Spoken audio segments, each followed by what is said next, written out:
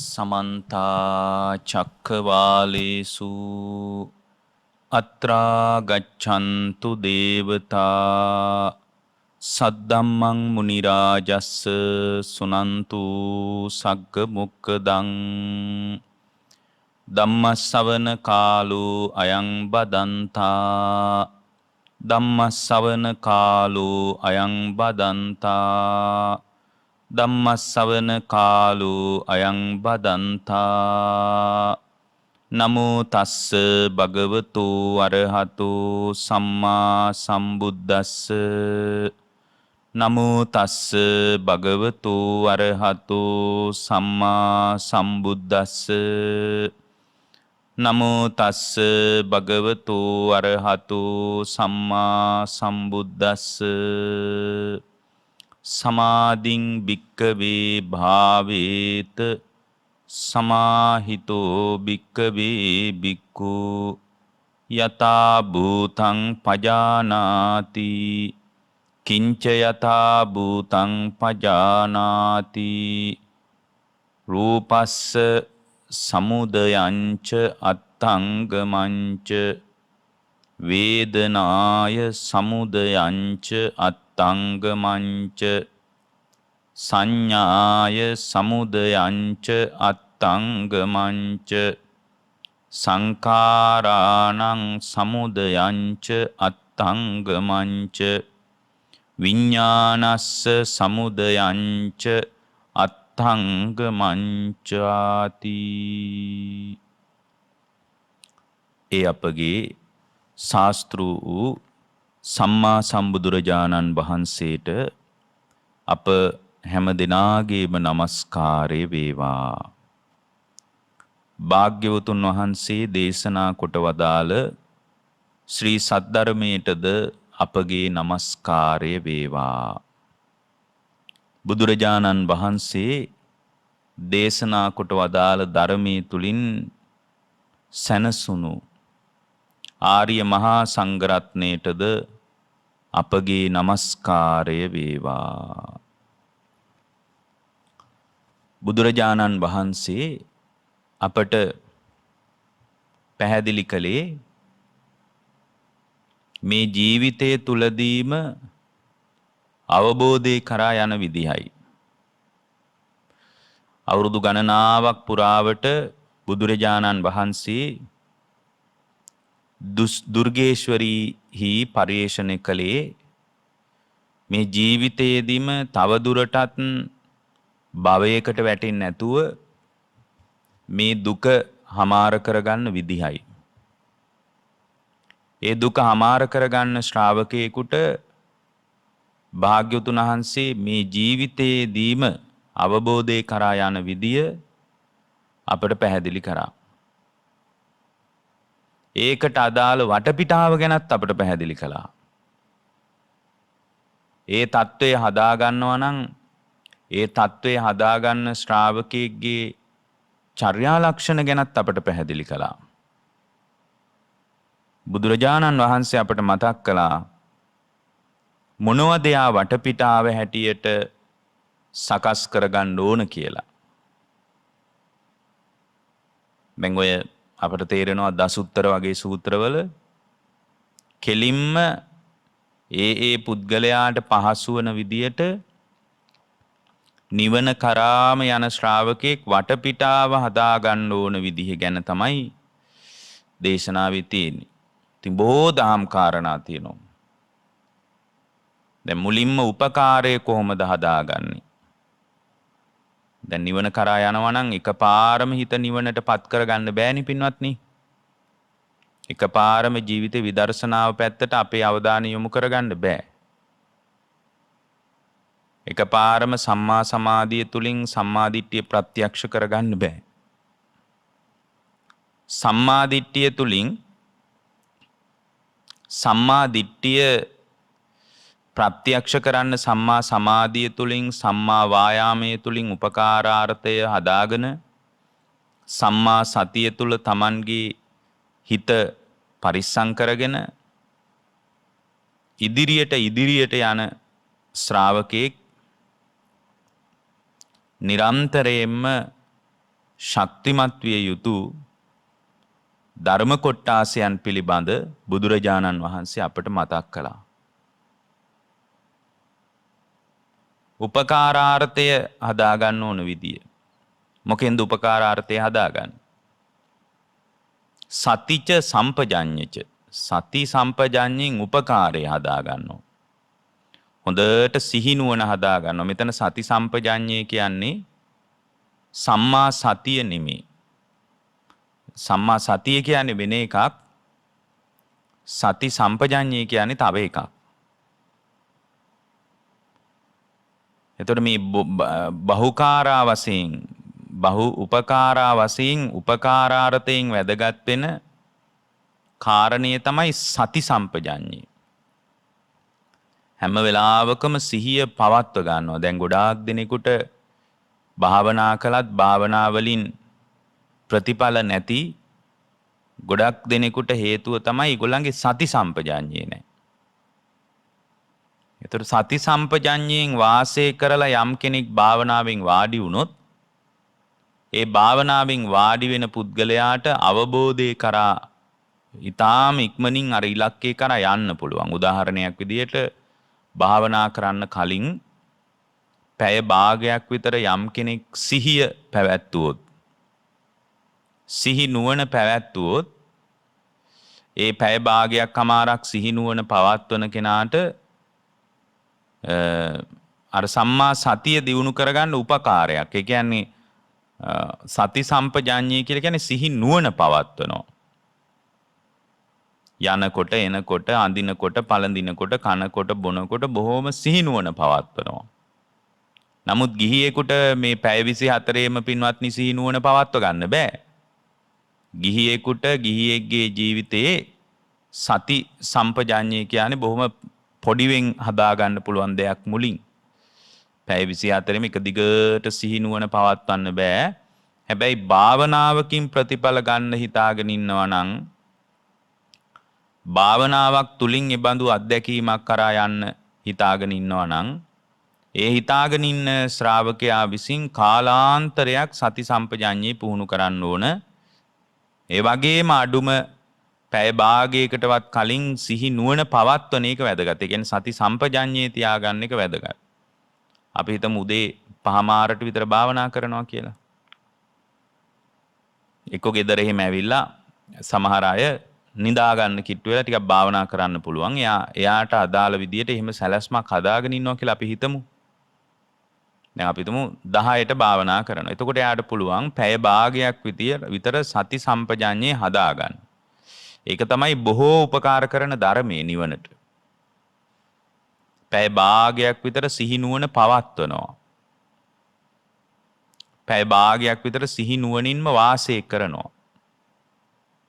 ඒතර සිහි නුවණින් වාසය කරනවා කියන්නේ යා වැසිකිලි කැසිකිලි කරත් බොහෝම සිහියෙන් අසම්මෝහ සම්පජඤ්ඤයකින් කටයුතු කරනවා. විසිරෙන්න නොදී හැම අත්දැකීමක්ම ආගන්තුක වශයෙන් දැකීමින් ආගන්තුක අසම්මෝහ සම්පජඤ්ඤයෙන් වාසය කරනවා. හැම අත්දැකීමක් තුළම ආගන්තුක වෙනවා. හැම වෙලාවකම සිහිය පවත්වනවා. කෑමක් කෑවත් වතුර ටිකක් බිව්වත් ඇවිද්දත් වාඩි වුණත් ඒ හැම වෙලාවකම සිහිය පවත්වලා පැය භාගයක් විතර සිහිය පවත්වලා භාවනාවෙන් වාඩි වෙන්න වෙනදට වඩා විශාල ප්‍රයෝජනයක් විශාල උපකාරයක් ඔබට තියේවි.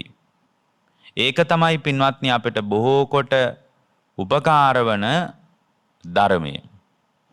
Tamanගේ හිත නිවනට පත් කරගන්න අදහස තියෙන ශ්‍රාවකෙක් නම් නිවන ගැන අදහසක් තියෙන ශ්‍රාවකෙක් නම් ඒ ශ්‍රාවකයාට මේ සති සම්පජඤ්ඤය කියන එක බොහොම වැදගත් දෙයක්. ඊළඟට ඒ සති සම්පජඤ්ඤය තුල පිහිටා තමයි පින්වත්නි භාවේ තබ්බ වශයෙන් භාවේ තබ්බ කියන්නේ වැඩිමක් වශයෙන් වැඩි යුතු වන්නේ. මොකද්ද වඩන්න ඕන? සමත විපස්සනා. මෙතන සමතේ කියන්නේ ධ්‍යානවලට, විපස්සනාව කියන්නේ මඟඵලවලට. ඉතින් බොහොම කොච්චර පැහැදිලිද බලන්න. ඒතර සමත වශයෙන් යා දියුණු කරනවා ධ්‍යාන.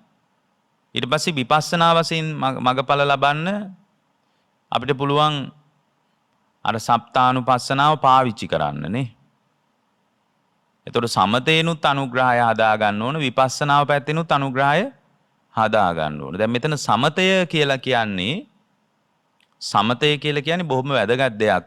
සමතය කියලා කියන්නේ පින්වත්නි බුදුරජාණන් වහන්සේගේ පණිවිඩය තුලින්ම මතුවෙච්ච එකක් නෙමෙයි මේක.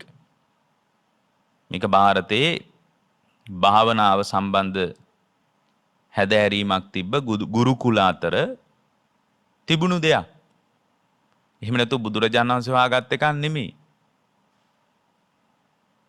එතකොට මේ භාවයේ තබ්බ වශයෙන් සමතේ උදව් වෙන්නේ විපස්සනා කරන්න. නමුත් විපස්සනාව කියන එක ලෝකේ කොහෙවත් ඇත්තේ නැහැ. මේ පංචස්කන්ධ ලෝකය විදර්ශනා කරනවා කියලා අපි කතා කරන්නේ. පංචස්කන්ධ ලෝකේ විදර්ශනා කිරීම සම්බන්ධ ලෝකේ කතා බහක් නැහැ. ලෝකේ කතා බහ තියෙන්නේ ලෝකේ භාවනාව සම්බන්ධ වඩා උනන්දු ආගමික සංස්ථාවන් පවා උනන්දු වෙලා තියෙන්නේ සමතේ පැත්තටයි. විදර්ශනා පැත්තට නෙමෙයි. බුදුරජාණන් වහන්සේ වදාලා කතමේ දේ ධම්මා භාවේ තබ්බා භාවේ තබ්බ භාවේ තබ්බ වශයෙන් උපකාරාර්ථයෙන් වැදගත් වෙන්නේ සමතෝච විපස්සනාච. සමතයයි විපස්සනාවයි වඩනවා. හැබැයි උපකාරාර්ථයෙන් අනුග්‍රහය හදාගෙන මොකෙන්ද උපකාරාර්ථය හදාගන්නේ? සතිච සම්පජඤ්ඤේච සති සම්පජඤ්ඤේ. එතකොට සමතය අවශ්‍යමද විපස්සනාවට කියලා කෙනෙක් අහන්නත් පුළුවන්. දැන් මේ දෙක නම් භාවිතා කරන්න ඕන. සමතේ නැතුව විපස්සනා කරන්න බැරිද? ඇත්තටම සමාධිය නැතුව විදර්ශනාව පැත්තට හිත යොමු කරගන්න බෑ. ප්‍රායෝගිකව ප්‍රතිඵල හදා ගන්නවා නම් සමතෙන් අනුග්‍රහය හදා ගන්න ඕන. සමතෙන් අනුග්‍රහය හදා ගන්නවා කියන්නේ අඩුම පින්වත්නි සමතානුග්‍රහිතාච කියලා කියන්නේ උපකාරයක් තියෙන්න ඕන, උදව්වක් තියෙන්න ඕන. එයාගේ ජීවිතය තුළ ඒකාන්ත වශයෙන්ම ධ්‍යානයක් තුලින් කෙනෙක් කියන්න පුළුවන් ධ්‍යාන උපදව ගන්න බෑ. දැන් භාවනා කරනවා බොහොම කාලයක්, ගොඩ කාලයක ඉඳලා භාවනා කරනවා. නමුත් ධ්‍යානයක් නෑ. මට එහෙම කියලා තියෙනවා. සමහර අවුරුදු 20 25 භාවනා කරන සමහර මිනිස්සු මට කියලා තියෙනවා, හාඳුරනේ ගොඩාක් කාලයක් අවුරුද්දක් දෙකක් නෙමෙයි, අවුරුදු මම දැන් 15ක් 20ක් භාවනා කරනවා. තවමත් මේ අපිට ඔය හිතේ සමාහිත බවක් නම් තියෙනවා. නමුත් පළවෙනි ධ්‍යානෙවත් නැහැ කියලා. ඒකට හේතුව තමයි ධ්‍යානයට අදිෂ්ඨාන කරන්න ඕන. යටත් පිරිසෙන් පළවෙනි ධ්‍යානෙවත් තමයි සමතේ කියන එකෙන් කතා කරන්නේ. හැබැයි පළවෙනි ධ්‍යානෙ නෑ කියලා යට විදර්ශනා කරන්න බැරි නෑ. පළවෙනි ධ්‍යානයට කිට්ටු වෙච්ච ආධ්‍යාත්මික ස්වභාවයක් හරි හදා ගන්න ඕන. මොකද්ද පළවෙනි ධ්‍යානෙට කිට්ටු වෙච්ච ආධ්‍යාත්මික ස්වභාවය? කිට්ටු වෙච්ච ආධ්‍යාත්මික ස්වභාවය තමයි අපි ඒකට කියන්නේ උපචාර සමාධිය කියලා. ධ්‍යානෙ ලැබලා නැහැ. නමුත් ධ්‍යානෙට කිට්ටු වෙච්ච ස්වභාවයක් තියෙනවා. ධ්‍යානෙට කිට්ටු වෙච්ච මානසික තත්ත්වයක් තියෙනවා. ඒ බඳු තත්ත්වයක් හදා ගන්න ඕන. ඊට පස්සේ එයාට පළවෙනි ධ්‍යානෙන් වාසය කරන්න නම් එයා අදිෂ්ඨාන කරන්න ඕන, මට විනාඩි 15ක් 20ක් පළවෙනි ධ්‍යානෙන් ඉඳ ලැබේවා කියලා අදිෂ්ඨාන කරලා භාවනා කරන්න ඕන. එතකොට පළවෙනි ධ්‍යානයෙන් ඉන්න අදිෂ්ඨාන කරලා භාවනා කරන්න කලින් එයා ධ්‍යාන ලක්ෂණ දැනගන්න ඕන. පළවෙනි ධ්‍යානයේ ලක්ෂණ දැනගන්න ඕන. දැන් මොනවද පළවෙනි ධ්‍යානයේ ලක්ෂණ? විතක්ක ਵਿਚාර පීති සුඛ ඒකාග්‍රතාව සහිතයි පඨම ධ්‍යානය. විතර්ක කියන්නේ මෙයයි, විචාර කියන්නේ මෙයයි, ප්‍රීතිය කියන්නේ මෙයයි, සුඛය කියන්නේ කයට දැනෙන එකක්. විතක්ක විචාර පීති සුඛ ඒකාග්‍රතාව කියලා කියන්නේ අරමුණයි හිතයි වෙන් කරගන්න බෑ. හිත පළවෙනියෙන් උපදිනවද අරමුණ පළවෙනියෙන් උපදිනවද මොකක්වත් හිතා ගන්න බෑ. එතනම හිතත් සමගම අරමුණත් උපදිනවා. ඒ වගේම හිතත් සමග අරමුණත් නිරුද්ධ වී යනවා. එකටම බද්ධ වෙලා, එකටම සම්බන්ධ වෙලා, එකටම ගැළපීලා යන ධර්ම දෙකක් නේද කියලා දකින්ද මේ ධ්‍යාන අංග දැනගන්න ඕනේ. ඊට පස්සේ දැන් අපි හිතමු පළවෙනියෙන් විතර්කයේ මට විනාඩි 15ක් ඉන්න ලැබේවා කියලා ආනාපාන සතිය තුලම අදිෂ්ඨාන කරනවා. ආනාපාන සතිය නම් වඩන්නේ නෙමෙයි නැතුව නෙමෙයි ඕනෑම භාවනාවක් තුල. නමුත් ඊට පස්සේ ආනාපාන සතිය තුලම හිත පිහිටවාගෙන ඉන්නවා. එතකොට එයාගේ හිත විතර්කයට සමවදිනවා විනාඩි 15ක් විතර. ඊපස්සේ විචාර කියලා කියන්නේ අරමුණ හිත පුරාම පැතිරිච්ච ගතියක් තියෙනවා. දැන් භාවනා කරනකොට ආස්වාස ප්‍රාස්වාසයේ හිත පුරාම පැතිරිලා, හිත පුරාම විහිදිලා පැතිරිලා පවතිනවා. ඒතකොට විහිදිලා පැතිරිලා පවතිනකොට එයා අදිෂ්ඨාන කරනවා මට විචාර සුවයෙන් පළවෙනි ධ්‍යානේ විචාරයෙන් මට මෙපමණ කාලයක් ඉඳ ලැබේවා කියලා අදිෂ්ඨාන කරනවා. ඒ විදියට අදිෂ්ඨාන කළාට පස්සේ යාට ඒ තාක් කාලයක් ਵਿਚාරයෙන් ඉඳ පුළුවන්. විචාර සුවයෙන් ඉන්න පුළුවන්. ඊට පස්සේ අදිෂ්ඨාන කරනවා මට විතක්ක ਵਿਚාර දෙකම අත්දකිමින් තවත් විනාඩි 10ක් 15ක් ඉඳ ලැබේවා කියලා අදිෂ්ඨාන කරනවා. නමුත් ආනාපාන සතිය අරමුණේමයි වාසය කරන්නේ. ආස්වාස ප්‍රාස්වාසයේ දිහාමයි බලාගෙන ඉන්නේ. එතකොට ඔන්න ඒ වෙලාවට පින්වත්නි විතක්ක ਵਿਚාර දෙකම අත්දකිමින් වාසය කරන්න ඕන. ඔය විදිහට ලස්සන පටිපාටියක් ඒකට තියෙනවා. එහෙම නැතුව ඒවා දන්නේ නැතුව පළවෙනි ධ්‍යානය කියන්නේ මොකක්ද කියලා දන්නේ නැතුව මට පළවෙනි ධ්‍යානෙ නම් නෑ කිව්වට වැඩක් නෑ. ඊළඟට පින්වත්නි පරිඤ්ඤය වශයෙන් කියන්නේ පරිඤ්ඤය වශයෙන් දැන් සම්පූර්ණයෙන්ම සමත විපස්සනා වඩනකොට භාවයේ තබ්බ වශයෙන් පරිඤ්ඤය වශයෙන් යා පිළිසිඳ දැනගන්න ඕන දෙයක් තියෙනවා. මොනවද? අර සමත විපස්සනාව පාවිච්චි කරන්නේ යම් දෙයක් පිළිසිඳ දැනගන්න. මොකක්ද පිළිසිඳ දැනගන්න ඕන? ලෝකය ගැන, පෘථුවිය ගැන, ග්‍රහතාරකා ගැන ඒවා නෙමෙයි. මේ විහාරාංග ගැන, පුද පූජා ගැන, වත්පිළිවෙත් ගැන ඒවා නෙමෙයි. අපි කතා කරන්නේ නිවන ගැන. ඒක මතක තියාගන්න. ඒක අමතක කරන්න එපා. පිළිසිඳ දැනගන්න ඕන දේවල් ටික තමයි නාමංච රූපංච. අන්න සමත විපස්සනාව පාවිච්චි කරන්නේ නාම රූප ධර්මයන් පිළිසිඳ දැනගන්නයි. ඒ නිසා තමයි විදර්ශනා කරන්න ප්‍රථමයෙන් යාට උපදින්නේ. මොකද්ද? එයාට උපදින්නේ මොකද්ද? එයාට උපදින්නේ නාම රූප පරිච්ඡේදක ඥානෙ. නාම රූප පරිච්ඡේදක ඥානෙ. તો නාම රූප පරිච්ඡේදක ඥානෙ කියන්නේ මොකද්ද? නාමයයි රූපයයි වෙන වෙනම හඳුනා ගන්න නුවණ ඥානෙ.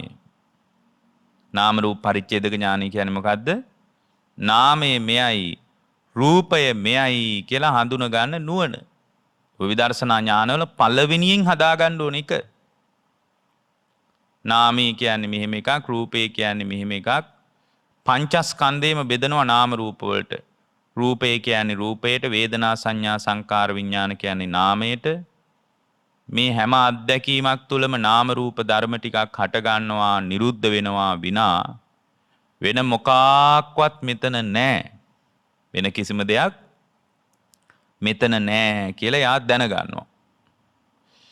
එතකොට මේ හැම අත්දැකීමක් තුළම යා නාම රූප වෙන් කරලා දැනගන්න නුවණක් හදා ගන්නවා. දැන් මේ හැම අත්දැකීමක් තුළම නාමය සහ රූපය වෙන වෙනම අඳුන ගන්න ඕන.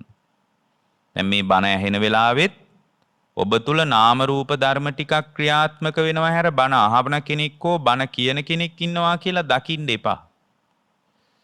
ගැඹුරින් මේක මේ වෙලාව පවා මේ බණ ටික ඇහෙන යාමේ පවා යම් කෙනෙකුට විදර්ශනා කරගන්න උවමනා නම් ඒ විදර්ශනා කරන ශ්‍රාවකයා විසින් නාම රූප වෙන වෙනම හඳුනා ගන්න නුවණක් ඒ ශ්‍රාවකයාට තියෙන්න ඕන. ඒ නුවණ ඒ ශ්‍රාවකයාට තියෙන්නම ඕන. දැන් මේ බණ ඇහෙන වෙලාවේ පවා මේ බණ ඇහෙන කන අයිති රූපයට. ශබ්දය අයිතිත් රූපයට. කනයි ශබ්දයයි දෙකම අයිති රූපයට. ඇහැයි රූපයයි දෙකම අයිති රූපයට. එතකොට දැන් මේ වෙලාවේ ඔබට මාව පේනවනේ ගෙදර ඉන්නකොට. ඔබට මාව පේනවා නම් ඒ පේන ඇස අයිතිත් රූපයට, මේ පේන රූපය අයිතිත් රූපයට. ඉතින් මේ දෙකම රූපනේ. ඔන්න ඔය ටික තමයි රූප. නාමය කියන්නේ. මාව ඇස සම්බන්ධ රූපය සම්බන්ධ වෙලා ඔබ අත්දකින්න දේ දැනගන්න මට්ටම තියෙන. ඒක අයිති නාමයට. ඒ දැනගන්න හිත අයිති නාමයට. කන අයිති රූපයට. ශබ්දය අයිති රූපයට. කනයි ශබ්දයයි දෙක දැනගන්න හිත අයිති නාමයට. අන්න ඒ විදිහට සෑම අත්දැකීමක් තුළම නාම රූප සමவாயයක් තියෙන්නේ. සෑම අත්දැකීමක් තුළම නාම රූප සමவாயයක් තියෙන. ඊට වඩා වෙන මොකක්වත් නැහැ පින්වත්නි. ඊට වඩා කිසිම දෙයක් නැහැ. කිසිම දෙයක් නැහැ. නාම රූප සමவாயයක් තියෙන්නේ. එතකොට මේ විදිහට නාමය මෙයයි රූපය මෙයයි කියලා වෙන වෙනම දැනගන්න නුවණක් හදා ගන්නවා. ඒක තමයි පිළිසිඳ දැනගන්න ඕන දේ. පිළිසිඳ දැනගන්න ඕන දේ. ඒක දැනගන්නකොට එයා තුල දුරු කළ යුතු දෙයක් මතුවෙනවා. මොකද්ද? දුරු කරන එකට අපි ධර්මී කියන්නේ පහතබ්බා කියලා. දුරු කරන්න ඕන මොකද්ද? අවිජ්ජාච භව තණ්හාච. අවිද්‍යාවයි භව තණ්හාවයි දෙකයි දුරු කරන්න ඕන. මේ ලෝකයේ අවිද්‍යා සහගතව අපි අල්ලන්නේ මේ ලෝකේ හැම වෙලාවකම ප්‍රපංචකරණයකින් අල්ලන්නේ. ඒ කියන්නේ තණ්හාමාන දිට්ඨි වශයෙන් ලෝකේ හැමදාමත් අල්ලන්නේ වෙන මොකක්වත් නිසා නෙමෙයි. තණ්හාමාන දිට්ඨි වශයෙන් අල්ලන්නේ අපි තුල පවතින අවිද්‍යාව නිසා. මොකක් නිසාද? අවිද්‍යාව නිසා. මේ ලෝකේ දුක ගැනත්, දුක ඇති වෙන විදිය ගැනත්, දුක නිරුද්ධ කළ යුතු විදිය ගැනත්, ඒකට අදාළ ප්‍රතිපදාවත් කියන මේ චතුරාර්ය සත්‍ය ධර්මයේ නොදන්නාකම නිසා තමයි හැම වෙලාවකම මේ ලෝකේ මම වශයෙන්, මේ ලෝකය මගේ වශයෙන්, මේ ලෝකේ මගේ ආත්මය වශයෙන් අපි අල්ලන්නේ. එතකොට අර නාම රූප පිළිබඳ පිළිසිඳ දැනගනිමින් ඒ ශ්‍රාවකයා විසින් ඒක පිළිසිඳ දැනගනිමින් ඒ ශ්‍රාවකයා විසින් සමත විපස්සනා වඩමින් පින්වත්නි පහතබ්බ වශයෙන් දුරු කළ යුතු වන්නේ අවිද්‍යාවයි, භව තණ්හාවයි. භව තණ්හාව තියෙන තාක්කල් පින්වත්නි ජාතියෙන් නිදහස් වීමක් නැහැ. භව තණ්හාව යම් තැනකද හෙවණැල්ල වගේ පිටිපස්සෙන් ජාති එල්ලිලා එනවා. මොකද භව තණ්හාව කියන්නේ හේතුව විදියටත් ඒ හේතුවෙන් උපන් ඵල ධර්මයේ විදියටත් ජාතිය පෙන්වන්නේ. ඒ පුද්ගලයාගේ පහළවීම, ස්කන්ධයන්ගේ පහළවීම, ආයතනයන්ගේ ප්‍රතිලාභය බුදුරජාණන් වහන්සේ මේ විදියටයි අපට පෙන්වා වදාළේ. එතකොට මේ විදියට පහතබ්බ වශයෙන් දුරු කළ යුතු දේ වශයෙන් අවිද්‍යාවයි භව තණ්හාවයි බුදුරජාණන් වහන්සේ පෙන්වන්නේ. ඒ පෙන්නන කාරණේ මත වාසය කරන කෙනා දැනගන්න ඕන මම කොයි මොහොතේ පිරිහිලා යන්න පුළුවන්ද? ආනාභාගියා කියන්නේ පිරිහීම ඇති වෙන්නේ කොහොමද? පින්වත්නි පිරිහීම ඇති වෙන්නේ අකීකරුණොත්. මෙතන ඔය ධර්මයේ තියෙන දෝව චස්සතාච පාප මිත්තාච කියලා මේ දෝව තස්සේ කියන්නේ දෝව චස්සතාව කියලා කියන්නේ පින්වත්නි අකීකරුයි.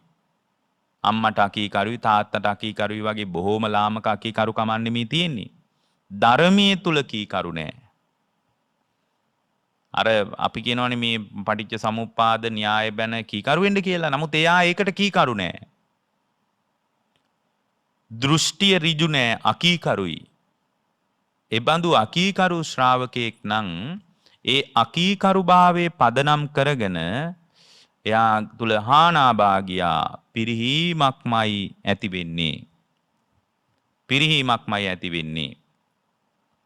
ඊළඟට පාප මිත්තාච අසත්පුරුෂයාගේ සේවනයේ නිසා ධර්මයේ පිරිහෙන්න පුළුවන්. ඔන්න ඔය ධර්මයක් වැඩක් නැහැ. හොද්දට විඳලා මේ ජීවිතේ ඉන්න ඕන. හොඳ සනීපෙට මේ සැප සම්පත් අපි විඳින්න ඕන. මේවා හොද්දට කාලා බීලා සනීපෙට අපේ ජීවිතේ අපි ගෙවලා දාන්න ඕන. එහෙම කියන අය නැද්ද? ඉන්නවා. ඒතර එහෙම කියලා නිරේට යන අය නැද්ද? ඉන්නවා. බලන්න යා සමහර ධර්මයේම ඉන්න කෙනෙක් පිරිහෙන්න පුළුවන්. ධර්මයේ ප්‍රතිලාභය හදා ගන්නම කුසලතාවයේ තියෙන කෙනෙක් පිරිහෙන්න පුළුවන්. ඔබ පිරිහෙන වෙලාව හිතා ගන්න බෑ පින්වත්නි. ඔබ පිරිහෙන විදිහ හිතා ගන්න බෑ. ඒ නිසා පිරිහෙන්න එපා. ඒ පිරීම හදන්නේ ධර්මයේ තුල අකීකරුභාවයත් පාප මිත්‍රයත් විසින්. ඒතර යා එතනින් එහෙමනම් යා තුල දියුණුව හැදෙන්නේ කොහොමද? විශේෂ භාගියා විශේෂ දියුණුවක් හැදෙන්නේ කොහොමද? සෝව චස්සතාච අතන කිව්වේ දෝව චස්සතාච සෝව තස්සචාතාච කල්යාණ මිත්තාච විශේෂ ගුණවල දියුණුවක් ඇති වෙනවා නම් සම්පූර්ණයෙන්ම කීකරුකම වැදගත්. ඒ කීකරු වෙච්ච භික්ෂුවට අමුතුවෙන් ධර්ම විනය බුදුරජාණන් වහන්සේ මතු කරන්න විතරයි ඕන. වෙහෙසක් නැහැ භාග්‍යතුන් වහන්සේට.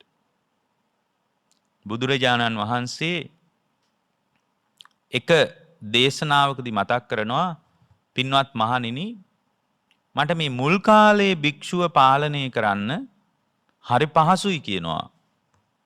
මුල් කාලේ භික්ෂුව පාලනය කරන්න හරි පහසුවක් තිබ්බා කියනවා. ඇයි? මේ මතු කරන්න විතරයි ඕන කියනවා සත්‍යය. ධර්මයේ මතු කරනකොට ඒ ධර්මයේ තුල ඒ ශ්‍රාවකයා හික්මෙනවා කියනවා. ඒ කියන්නේ සත්‍යය මතු කරනකොට ඒ සත්‍යය තුල Tamanගේ ජීවිතේ ගලප ගන්න ඒ භික්ෂුවට ඒ ශ්‍රාවකයාට උනන්දුවක් තිබ්බා. ඒක හරියට හොඳට හීලෑ වෙච්ච හොඳට දමනය වෙච්ච ආජානීය අස්සෙක්ගේ පිටේ මිනිසෙක් නැගලා ඒ ආජානීය අස්සයාගේ පිටේ නැගපු මිනිසයා මේ අස්සයා හොඳට කීකරුයි හික්මිලා ඉන්නේ. වම් පැත්තට යන්න කියලා කෙවිත ඔසවලා හෙවණැල්ල විතරයි පෙන්වන්න ඕන කියනවා. ගහන්න ඕනත් නැහැ. ලොම් වලට පහර දෙන්නත් ඕනේ නැහැ. ඇටවලට වදින්න පහර දෙන්න ඕනත් නැහැ. ඇටකටු වලටම දැනෙන්න පහර දෙන්න ඕනත් නැහැ. හෙවණැල්ල විතරයි කෙවිතෙන් පෙන්වන්න ඕනේ. පැත්තට යනවා කියනවා. හේතුව තමයි පින්වත් මහණෙනි. ඒ අස්සය හොඳට කීකරු වෙලා හික්මිලා ඉන්නේ කියනවා. අන්න ඒ නිසා පින්වත් මහණෙනි මුල් කාලේ භික්ෂුව හරිම කීකරුයි. ඒ නිසා මට හරි පහසුයි කියනවා. මහා අමාරු විඩාබර දෙයක් කරන්න නෑ කියනවා. සත්‍ය මතු කරන්න විතරයි ඕන. මතු කරනකොට ඒ සත්‍ය තුල අවනත වෙනවා. එතකොට එහෙම ගත කරන ජීවිතය තුල කතමේ දේ ධම්මා දුප්පටි විඥා. ඒ කියන්නේ පින්වත්නි දුකසේ අවබෝධ කරන්න ඕන දේ එයා අවබෝධ කරන තැනකට එයාගේ හිත හැදෙනවා. මොකද්ද අපි මේ දුකසේ අවබෝධ කරන්න ඕන දේ මොකද්ද? යෝච හේතු යෝච පච්චයෝ සත්තානං සංකිලේසාය යෝච හේතු යෝච පච්චයෝ සත්තානං විසුද්ධියා ඉමේ ද්වේ ධම්මා දුප්පටි විඥා. මහණෙනි දුකසේ අවබෝධ කළ යුතු දෙයක් තියෙනවා නම් ඒ තමයි කෙලෙසීමට හේතු ප්‍රත්‍ය වෙච්ච ඒ කියන්නේ සත්‍යයේ කෙලෙසීම සම්පූර්ණයෙන්ම සත්වයාගේ පරාභවය පිරිහීමට හේතු ප්‍රත්‍යය සහ සත්වයාගේ පිරිසිදු බවට හේතු ප්‍රත්‍යය. එතකොට මෙන්න මේ පිරිසුදු වීම අපි අර කතා කරන්නේ සප්ත විසුද්ධිය කියලා. පිරිසුදු වෙන විදිය. සීලයෙන් පිරිසුදු වෙනවා, හිත හදාගෙන පිරිසුදු වෙනවා, දෘෂ්ටියෙන් පිරිසුදු වෙනවා, සැකතෙන් දුරු කර ගනිමින් පිරිසුදු වෙනවා, මාර්ගයෙන් පිරිසුදු වෙනවා, ප්‍රතිපදාවෙන් පිරිසුදු වෙනවා. ඕවාසි විදර්ශනා ඥාන ඔක්කොම වැඩෙනවා. ඉතින් ওই පිරිසුදු වීමට හේතු ප්‍රත්‍ය දැනගන්න ඕන. කෙලෙසීමට හේතු ප්‍රත්‍යයක් දැනගන්න ඕන. මේ දෙක බොහොම අමාරුවෙන් දුකසේ අවබෝධ කරන්න ඕන. මේ කියන්නේ සංසාරය ගැනත් නිර්වාණය ගැනත් අවබෝධ කරගන්න ඕන කියලානේ. එතකොට කෙනෙක් කියන්න පුළුවන් ඒ සංසාරය ගැනත් අවබෝධ කරගන්න. ඔව්. සංසාරය ගැන අවබෝධයක් නැති කෙනෙක් කොහොමද එයාගේ හිත නිවනට පත් කරගන්නේ? ඒක කරන්න පුළුවන් වැඩක් නෙමෙයි. එතකොට සසර ගැනත් නිවන ගැනත් වෙන්වෙන් වශයෙන් මේ ශ්‍රාවකයාට අවබෝධයක් තියෙන්න ඕන. මොකද සංසාරය ගැන බුද්ධ දේශනාව තුලින් යා නුවණ හදාගෙන තියෙන්න ඕන. බුදුරජාණන් වහන්සේම වදාරනවානේ අර උන්වහන්සේක දේශනාවක් කියන්නේ අර සත්සුරියුද්ගමන සූත්‍රයේදී මහණෙනි මේ පවතින සූර්යාගේ විකාශනයත් එක්ක දෙවැනි ඉරක් පායනවා කියනවා. එතකොට මහණෙනි පොකුණු ඔක්කොම හිඳිලා යනවා කියනවා.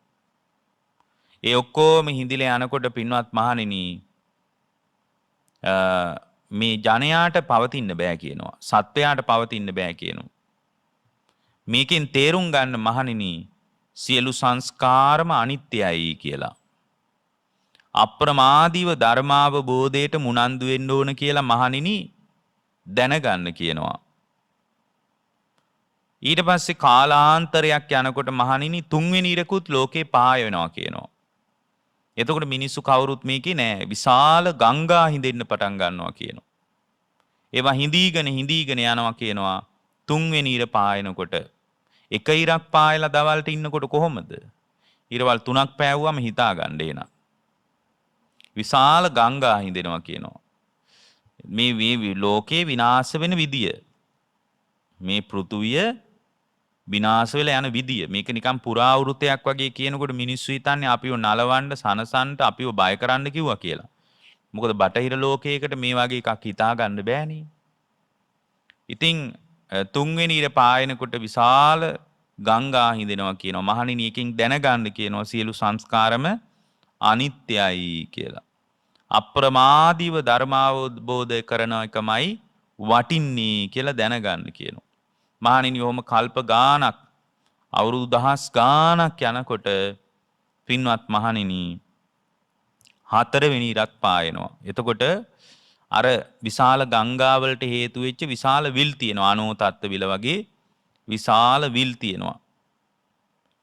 ඔය සමහර රටවල් වල තියෙන විල් තියෙනවා. ඒවා හරියට මුහුද වගේ. බැලූ අතට විහිදිලා ඒවා විශාල විල්. ඒ වගේ විශාල විල් හිඳෙන්න පටන් ගන්නවා කියනවා. මහණෙනි මේකෙන් දැනගන්න කියනවා එක දෙයක් මොකද්ද? සියලුම සංස්කාර අනිත්‍යයි. අප්‍රමාදී වෙන්න ඕන කියලා දැනගන්න කියනවා. මහණෙනි පස්වෙනි ඉරත් පායනවා. පස්වෙනි ඉර පායනකොට මුහුද හිඳෙන්න පටන් ගන්නවා කියනවා. ගොප්පැටේ දක්වාම ඒ කියන්නේ ගොප්පැටයක් පොඟව ගන්න බැරි තරමට මුහුද හිඳිලා යනවා කියනවා. එතකොට මේ විදියට හිඳීගෙන ගිහින් 6 වෙනි ඉර පායනවා කියනවා. එතකොට මේ විශ්වයේ වතුර නැහැ. දුම් දාන්න පටන් ගන්නවා කියනවා. හරියට ඔබ දැකලා ඇති ඔය මැටි වළඳක් රත් වෙනකොට දුම් දාන්නේ. වතුර නැතුව මැටි වළඳක් රත් වෙනකොට මේ මැටි වළඳින් දුම් දානවා. අන්න ඒ වගේ මේ මහ පොළොව රත් වෙලා දුම් දාන්න පටන් ගන්නවා. මහණෙනි එහෙමනම් දැනගන්න කියනවා සියලුම සංස්කාර අනිත්‍යයි කියනවා. ඊට පස්සේ ওই විදිහට දුම් දදා අවුරුදු දහස් ගාණක් යනවා. දැන් මෙහි කවුරුත් නැහැ.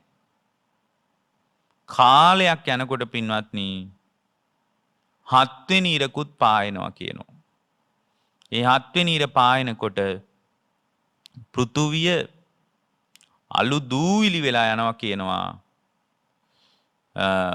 මෙහෙම එකක් තිබ්බද නැද්ද කියලාවත් හිතන්න බෑ කියනවා. දැන් සමහර අය මේ වගේ කතාවක් බුදුරජාණන් සිතා මතක් කරනකොට හරි පුදුමයි. මොකද ලෝකේ සදාකාලිකයි කියලා හිතාගෙන හිටිය මිනිස්සු එදත් හිටියා. අදත් ඉන්නවනේ.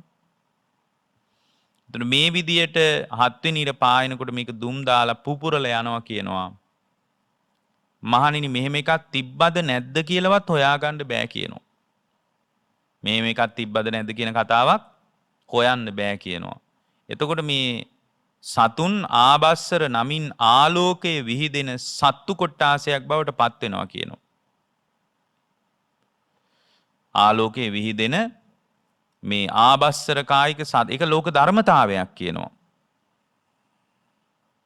එතකොට මේ විදියට මහණෙනි මට ඔබට අවශ්‍ය නම් බලන්න බුදුරජාණන් වහන්සේ වදාරන කාරණේ මට ඔබට අවශ්‍ය නම් මේ පෘථුවිය ගිනිගෙන අලු වෙලා දැවෙන වෙලාව ඔබට කියන්න පුළුවන් කියනවා. මේ පෘථුවිය ගිනිගෙන දැවෙන වෙලාව මට ඔබට කියන්න පුළුවන් කියනවා. හැබැයි මහණෙනි මේ අවිද්‍යාවෙන් වැහුණු තණ්හාවෙන් බැඳුණු අවිද්‍යාවෙන් වැහිලා තණ්හාවෙන් බැඳිලා ඉදිරියට යන සත්වයාගේ දුක කෙලවර වෙනවා කියලා එකක් මට ඒ බුදු ඇසට පේන්නේ නැහැ කියනවා. අන්න බලන්න සංසාරේ අවදානම. පොඩි අවදානමක්ද? නැහැ. අවිද්‍යාවෙන් වැහුණු තණ්හාවෙන් බැඳුණු සත්වයාගේ දුක කෙලවර වෙනවා කියලා එකක් මට පේන්නේ නැහැ කියනවා.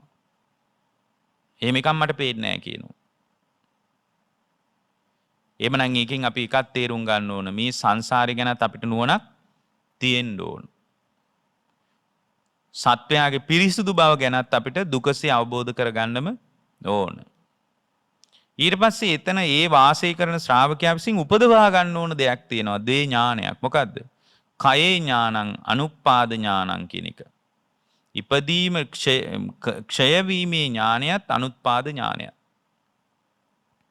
එතකොට මේ ක්ෂය වීමේ ඥානෙ අනුපාද ඥානෙ උපදව ගත්තොත් ඒ උපදව ගත්ත කෙනාට පින්වත්නි විශේෂ නුවණකින් යමක් දැනගන්න ඕනද? ඒකට කියන්නේ අපි කියන්නේ අභිඤ්ඤය කියලා. විශේෂ නුවණකින් යමක් දැනගන්න ඕනද? ඒක එයා දැනගන්න. මොනවද විශේෂ නුවණින් එයා දැනගන්න ඕන? ධාතු දෙකක් ගැනයි. සංකතාච ධාතු අසංකතාච ධාතු විශේෂ නුවණින් එයා දැනගන්න ඕන. සංකත ධාතු. මොකද්ද සංකත ධාතුව කියන්නේ? පංචස්කන්ධය. සංකත ධාතුව කියන්නේ මොකද්ද? පංචස්කන්ධය. මේක තමයි අවබෝධ කරන්න තියෙන්නේ. අසංකත ධාතුවත් අවබෝධ කරන්න. අසංකත ධාතුවත් මේ පරිඤ්ඤය වශයෙන් විශේෂ නුවණින් දැනගන්න ඕන. මොකද්ද අසංකත ධාතුව කියන්නේ? අසංකත ධාතුව කියන්නේ පංචස්කන්ධෙන් නිදහස් වීම නම් වූ නිර්වාණය. පංචස්කන්ධය කියන එක මේ සංකත ධාතුව. මේ මාගේ හට ගැනීමද නැසීමද වෙනසීමද ආස්වාදයේද ආදීනවේද නිස්සරණයේද මෙන්න මේ විදියට පින්වත්නි ඒ ශ්‍රාවකයා විසින් සංකත ධාතුව ගැන ඒ පුද්ගලයා විසින් විශේෂ නුවණකින් දැනගන්න ඕන. ඒතර ඒක විශේෂ නුවණකින් දැනගන්නකොට අසංකත ධාතු නිර්වාණය සම්බන්ධයේ ශ්‍රාවකයා අවබෝධ කරනවා. ඊට පස්සේ එතනදී තමයි පින්වත්නි සච්චිකාතබ්බා ප්‍රත්‍යක්ෂ කරන දෙයක් තියෙනවා. ප්‍රත්‍යක්ෂ කරන දෙයක් තියෙනවා. මොකද්ද? ප්‍රත්‍යක්ෂ කරනවා විඥාච විමුක්තිච විද්‍යාවත් විමුක්තියත්. මෙතන විද්‍යාව කියලා කියන්නේ ත්‍රිවිද්‍යාව. විද්‍යාව. ඊට පස්සේ විද්‍යාව කියලා පොදු අදහසකින් ගත්තොත් එහෙම දුක පිළිබඳ ඥානය ප්‍රත්‍යක්ෂ කරනවා. සමුදය පිළිබඳ ඥානය ප්‍රත්‍යක්ෂ කරනවා. නිරෝධය පිළිබඳ ඥානය ප්‍රත්‍යක්ෂ කරනවා. මාර්ගය පිළිබඳ ඥානය ප්‍රත්‍යක්ෂ කරනවා. විඥාච විමුක්තිච විමුක්තිච කියන්නේ විමුක්තියගේ හිත මිදෙනවා. මොන වගේද හිත මිදෙන්නේ? පංචස්කන්ධ ලෝකේ මෙයාගේ හිත මිදෙනවා. මිදුනට පස්සේ මිදුනා කියලා නුවණක් එයාගේ හිතේ ඇති වෙනවා. ඒ නුවණ ඇති වුණාට පස්සේ එයා තවත් කරන්න ඕන දෙයක් නැහැ පින්වත්නි. කළ යුතු දේ හමාරයි. මේක දැනගන්න තමයි සමාධිය පාවිච්චි කරන්නේ. එතකොට මේ පංචස්කන්ධ ලෝකයෙන් මිදෙන්න තමයි සමාධිය කියන එක පාවිච්චි කරන්නේ. වෙන මොකටවත් නෙමෙයි. සමාධිය. එතකොට මේ සමාධිය තුල සමාධියෙන් වාසය කරන කෙනා තමයි අර සංකත ධාතුව පිළිබඳ අවබෝධ කරන්නේ. පංචස්කන්ධයෙන් මිදෙන්නේ විඥාච විමුක්තියච.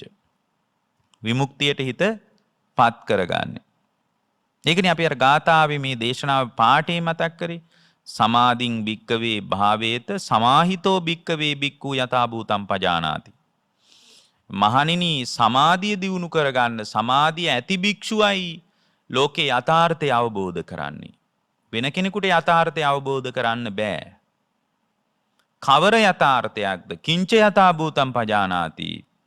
රූපස්ස සමුදයං චත්තංගමංච රූපේ හට ගැනීමයි නැසීමයි නිරුද්ධ වීමයි දැනගන්නවා. ඊට පස්සේ වේදනාය සමුදයං චත්තංගමංච වේදනාවේ හට ගැනීමයි නිරුද්ධ වීමයි දැනගන්නවා.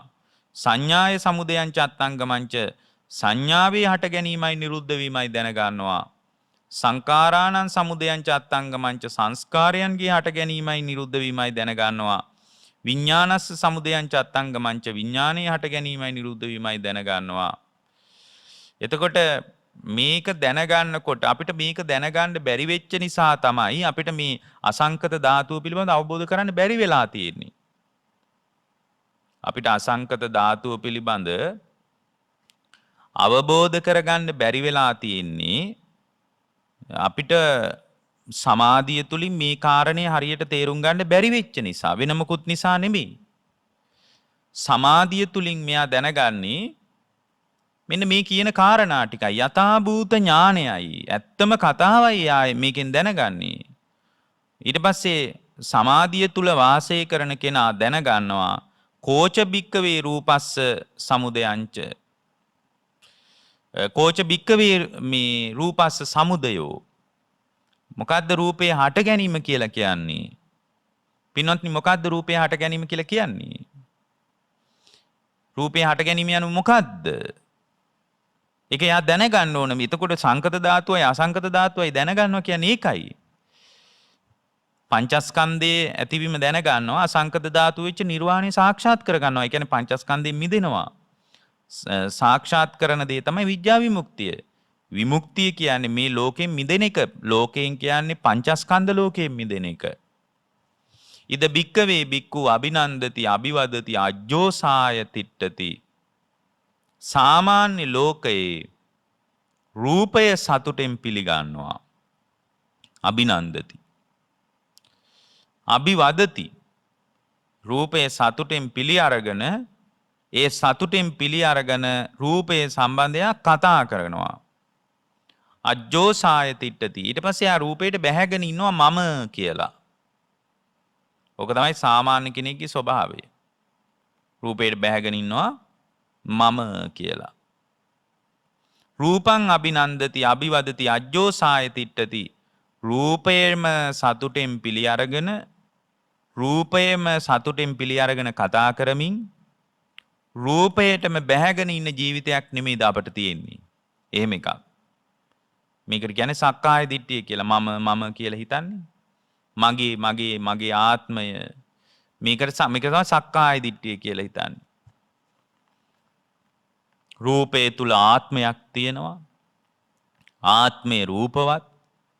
රූපේ ආත්මයෙන් හැදිලා තියෙනවා. ආත්මයේ තුල රූපයක් තියෙනවා කිය මේ විදිහට දෙපැත්තට හිතනවා. ඊට පස්සේ ඒ දෙපැත්තට හිතන්න යාට හිතෙනවා ඇත්තටම මේ රූපේ මම තමයි. මේ රූපය මගේ තමයි. මේ රූපේ මගේ ආත්මය තමයි කියලා යා ඒක හරීම සතුටින් අභිනන්දනය කරනවා. අභිවදති. ඊට පස්සේ ඒක සතුටින් පිළි අරගෙන යා ඒක පිළි අරගත්ත විදිහට යා කතා කරනවා. අජ්ජෝසාය තිට්ඨති. ඒකටම බැහැගෙන ඉන්නවා. රූපයට බැහැගෙන ඉන්නවා. බුදුරජාණන් වහන්සේ ඊළඟට බලන්න මේක ගැට ගැහෙන විදිහ හරි ලස්සනට කියනවා. සමාධිය ඇයි මොකටද සමාධිය කියන එක. ඊට පස්සේ උන්වහන්සේ මතක් කරනවා තස්ස රූපං අභිනන්දතෝ අභිවදතෝ අජ්ජෝසාය තිට්ඨතෝ uppajjati නන්දි. හරි ලස්සනයි. ගැටලු නෑ. පුදුම තරම් පිළිවෙලට ප්‍රශ්නේ ලිහිනවා. තස්ස රූපං අභිනන්දතෝ මහණෙනි මේ විදිහට රූපේ සතුටින් පිළිගනිද්දී අභිවදතෝ අගය කරමින් කතා කරද්දී අජ්ජෝසාය තිට්ඨතෝ බැසගෙන ඉඳෙද්දී uppajjati නන්දි මහණෙනි නන්දියක් තව විදිහකින් කිව්වොත් අකුලල කිව්වොත් ආශ්‍රව උපදිනවා. කාමාශ්‍රව, භවආශ්‍රව, අවිජ්ජාශ්‍රව කියන අභිධර්ම ක්‍රමයටත් අනුගත දිට්ඨිආශ්‍රව කියන මේ ආශ්‍රව ධර්මයාගේ හිතේ උපදිනවා. ඇයි එහෙම උපදින්නේ? එයා රූපයට බැහැගෙනනේ පින්වත්නි, රූපේ පිළිඅරගෙනනේ සතුටෙන් මේ හටගෙන නිරුද්ධ වෙන රූපේ එයා පිළිඅරගෙනනේ සතුටෙන්. ඒකට බැහැලානේ ඒක අභිවදති. ඒ රූපය සතුටින් පිළිඅරගෙන කතා කරනවානේ. මොන රූපයේද? මේ තමන්ගේ රූපය, සතර මහා ධාතුන්ගෙන් හැදිච්ච රූපය. ඒතකොට ඒක විතරක් සතුටින් පිළිගන්නවා නම් කමන්නේ. මේක උඩු දුවනකොට එළියේ රූපත් සතුටින් පිළිගන්නවනේ. මගේ දරුවගේ රූපේ, මගේ අම්මගේ රූපේ, මගේ තාත්තගේ රූපේ, මගේ පවුලේ අයගේ රූපේ කිය එළියේ දේවලුත් එයා සතුටින් පිළිගන්නවා. ඒවා පිළිගන්නවා. අගය කරමින් කතා කරනවා. බැහැගෙන ඉන්නවා. එහෙම බැහැගෙන ඉන්නකොට බුදුරජාණන් වහන්සේ වදාරනවා යා රූපේ නන්දි තදූපදානම් මහණෙනි ඒ නන්දියම තමයි උපාදානය කියන්නේ. උපාදාන කියන්නේ වෙන එකක් නෙමෙයි එතකොට. ඒ බැහැගෙන ඉන්න එක, අභිවදනය කරන එක, සතුටෙන් පිළිගන්න එක, අගය කරමින් කතා කරනකොට ආශ්‍රව උපදිනවා. ඒකම තමයි යා රූපේ නන්දි තදූපදානං මහණෙනි ඒ ආශ්‍රව තියෙනවා නම් ඒ ආශ්‍රව තියෙන එකම තමයි උපාදානය. වෙන මොකක්වත් නෙමෙයි. ඒක තමයි උපාදානය. ඊළඟට භාගතුන් වහන්සේ මතක් කරනවා තස්සුපාදාන පච්චයා භව මහණෙනි ඒ උපාදානයේ තියෙන තැනක භවය ඇති වෙනවා. භවය කියන්නේ පින්වත්නි ඒ උපාදානයේ පදනම් කරගෙන එයා සිතින් කයින් වචනින් කර්ම රැස් කරන්නේ නැද්ද? කර්ම රැස් කරනවා. නොඑක ආකාරයේ සංස්කාර ධර්මයන් ඒ හිතට ගලාගෙන එනවා. ගලාගෙන එනකොට භවපච්චයා ජාති. ඉතින් සංස්කාර හිතට ගලනකොට විපාක පිණිස කර්ම හැදෙනකොට හැදිච්ච තැන්වල ජාතිය පහළ වෙනවා. භවපච්චයා ජාති. මේක තමයි වේදනාවේ කතාවත්. මේක තමයි සංඥාවේ කතාවත්. මේක තමයි සංස්කාරයන්ගේ කතාවත්. මේක තමයි විඥානයේ කතාවත්. මේවා උපාදානයේ වෙච්ච තැනක ආශ්‍රව ඇති වෙනකොට, නන්දියක් ඇති වෙනකොට එතනම උපාදානය, ඒකමයි උපාදානය. උපාදානි වුණාම හිත බැඳෙනවා. ඒ බැඳිච්ච තැන්වල පින්වත්නි යාගේ හිතට සංස්කාර නොයෙකුත් විදියට ගලනවා. යා සිතින් කයින් වචනින් කර්ම රැස් කරනවා. කර්ම රැස් කරා කියන්නේ යා සංසාරයට තව දුරටත් වැටෙනවද නැද්ද? වැටෙනවා. තව දුරටත් සංසාරයට වැටෙනවා. අයම් භික්කවේ රූපස්ස සමුදයෝ පින්වත් මහණෙනි මේක තමයි රූපේ හට ගැනීම. දැන් බලන්න කොච්චර පැහැදිලිද මේ කතාව. අපි මේ අතපොත ගගා හිටියට කෝච භික්කවේ රූපස්ස අත්තංගම මහණෙනි රූපේ නැතිවීම කියන්නේ මොකද්ද? අත්තංගමී කියන්නේ මොකද්ද? දැන් මේක නිරුද්ධ කරන විදියයි මේ ඊළඟට කියන්නේ. දැන් අර අපි ඉස්සල්ලා කියපු විද්‍යා විමුක්තිය සාක්ෂාත් කරන විදියයි මේ කියන්නේ. සංකත ධාතුවත් අසංකත ධාතුවත් අවබෝධ කරගන්න විදියයි දුකසේ අවබෝධ කරන විදියයි මේ කියන්නේ. ඇති වෙන විදිය කිව්වා. එතකොට ඇති වුණේ හේතුඵල සහිතවයි. දෙවියෙක් හැදුවා නෙමෙයි. කෝච බික්කවේ රූපස්ස අත්තංගමෝ මහණෙනි රූපයේ නැතිවීම කියන්නේ කුමක්ද? මහණෙනි රූපේ නැතිවීම කියන්නේ කුමක්ද? ඉද බික්කවේ බික්කු නාබිනන්දති නාබිවදති න අජ්ජෝසාය තිට්ඨති. මහණෙනි යම් වෙලාවක ඔන්න බලන්න රූපේ නැතිවීම නිරුද්ධ කරන අර මිදෙන විදිය. විද්‍යා විමුක්තිය සාක්ෂාත් කරන්න ඕන කිව්වනේ. ඒ විද්‍යා විමුක්තිය සාක්ෂාත් කරන විදිය. යම් වෙලාවක රූපය සතුටින් පිළිගන්නේ නැත්තම් රූපේ සතුටින් පිළිගන්නේ නැත්තම් නාබිනන්දති පිළිගන්නේ යා. ඇයි? රූපේ හටගෙන නිරුද්ධ වී යන දෙයක් විදියට එයා පිළිගන්නේ. රූපේ හටගෙන නිරුද්ධ වී යන දෙයක් විදියටයි පිළිගන්නේ. නාබි වදති. එයා රූපේ සතුටින් පිළි අරගෙන කතා කරන්නේ නැහැ. කතා කරන්න දෙයක් නැහෙනේ. නිරන්තරයෙන් වෙනසෙන රූපයක මොකද්ද පින්වත්නි සතුටින් පිළි අරගෙන කතා කරන්න තියෙන්නේ? මේ රූපය නිරන්තරයෙන්ම නැසිලා වෙනසිලා යන එකක් නම් මේකේ සතුටෙන් පිළි අරගෙන මොකද්ද කතා කරන්න තියෙන්නේ? මේ ටික ඔක්කොම බෙදුවොත් කොටස් ගානකට මේ රූපේ බෙදුවොත් දැන් බෙද බෙදා ඔය කායानुපස්සනා භාවනාවල මේ ඔක්කොම බෙද බෙදා කතා කරන්නේ වෙන මොකටද? මේ රූපේ හරයක් සාරයක් වටිනාකමක් නিত্য සුඛ ආත්ම වශයෙන් ග්‍රහණය කරගත යුතු සත්‍ය වශයෙන් අපි හිතාගෙන ඉන්න ලෝකයක් නෙමෙයි මේ රූපය කියලා තේරුම් කරන්න තමයි බුදුරජාණන් වහන්සේ මේක බෙදලා පෙන්නන්නේ. එතකොට නාබි වදති මේක බෙද බෙදා බලනකොට නාබි වදති. දැන් රූපේ සතුටෙන් පිළිගන්නේ නාබි වදති. අජ්ජෝසාය තිට්ඨති. ඒ කියන්නේ යා දැන් රූපෙට බැහැගෙන ඉන්නෙත් නෑ. ඇයි ඉතින් නිරන්තරයෙන් වෙනස් වෙලා යන එකක් නේ. බැහැගෙන ඉඳලා වැඩක් නෑනේ. මොහොතක් ගානේ රූපය වෙනස් වෙවි යනවා. නාබි වදති. න අජ්ජෝසාය තිට්ඨති. බැහැගෙන ඉන්න දෙයක් නෑ. ඉතින් බැහැගෙන ඉන්න දෙයක් තියෙන්න එපායයි බහින්න. හටගත්ත රූපේ එතනම නිරුද්ධ වෙලා යනවා නම් වාඩි වෙච්ච මම නෙමෙයි නම් නැගිටින්නේ. ඉතින් මොකද්ද මේ රූපේ ගන්න තියෙන සාරය? බැහැගෙන ඉන්න මොකද්ද තියෙන්නේ? නාජ්ජෝ සායතිෂ්ඨති. ඒ විදියට රූපේ දිහා බැලුවොත් වේදනාව දිහා බැලුවොත් මේ ඔක්කොම කියන්න වෙලාව නෙමෙයි. නමුත් රූප වේදනා සංඥා සංකාර විඥාන කියන පංචස්කන්ධ ලෝකයේම දිහා මේ විදියට බැලුවොත් ඒ බලන කෙනාට දැන් අපි රූපේ පැත්තෙන් විතරක් කතා කරනවා වේදනා සංඥා සංකාර විඥාන වලට ඔබ මේක ගලප ගන්න. තස්ස රූපං නාබිනන්දති අනාබි වදති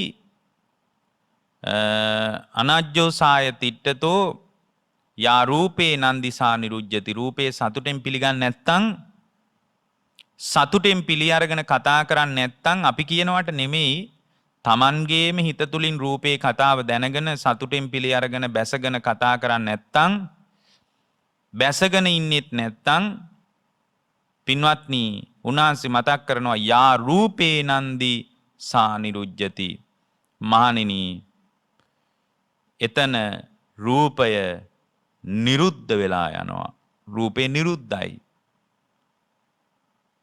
තස්ස නන්දි නිරෝධා උපාදාන නිරෝධෝ. මහණෙනි නන්දිය නිරුද්ධ වුණොත් අර ආශ්‍රව නිරුද්ධ වුණොත් ඒකටම තමයි උපාදානයේ බැඳීම නිරුද්ධ වුණා කියලා කියන්නේ. මොකද මේ ඉපදෙන්නේ උපාදානයේ නිසානේ. උපාදාන පත්‍ය භව භව පත්‍ය ජාති කියලානේ කියන්නේ. උපාදාන නිරෝධෝ භව නිරෝධා. උපාදානයේ නිරුද්ධ වෙනකොට මහණෙනි එතන භවය නිරුද්ධයි. භව නිරෝධෝ ජාති නිරෝධා. භවයේ නිරුද්ධ වෙච්ච තැනක ජාතියත් නිරුද්ධයි. මේ විදිහට කියලා භාග්‍යවතුන් වහන්සේ මතක් කරනවා අයම් භික්කවේ රූපස්සත්තංගමෝ මහණෙනි මේක තමයි රූපේ නැතිවීම. මේක තමයි රූපේ නැතිවීම. එතකොට මේ සම්මා සමාධිය කියන්නේ මෙන්න මේ ටික දැනගන්න ස්වභාවයට. ඒකට සමාධිය පාවිච්චි කරන්නේ මෙන්න මේ ටික දැනගන්නයි. ඒකට සමාධිය වඩන හැම කෙනෙක්ම යථාර්ථය අවබෝධ කරන්නේ නැහැ. හැම කෙනෙකුට අවබෝධ කරන්නත් බෑ පින්වත්නි. ඒතර අවබෝධ කරනවා කියන එකයි දැනගන්නවා කියන එකයි දැක ගන්නවා කියන එකයි එකක් නෙමෙයි දෙකක්. දැන ගැනීම සහ දැක ගැනීම කියලා කියන්නේ එකක් කියලා සමහර අය හිතාගෙන ඉන්නවා. ඒ නිසා ඒගොල්ලෝ හිතාගෙන ඉන්නවා බණ අහලා නිවන් දකින්න. බණ අහලා නිවන් දකින්න බෑ පින්වත්නි. අද නම් කොහොමවත් බෑ බණ අහලා නිවන් දකින්න. අද නම් මේ සම්මා සමාධියක උපකාරාර්ථය අතිශයින්ම වැදගත්. අතිශයින්ම වැදගත්. එතකොට මේක දැන් මම කිව්වට නෙමෙයි. අපගේ ශාස්ත්‍ර වූ බුදුරජාණන් වහන්සේ අපට දේශනා කළාට නෙමෙයි.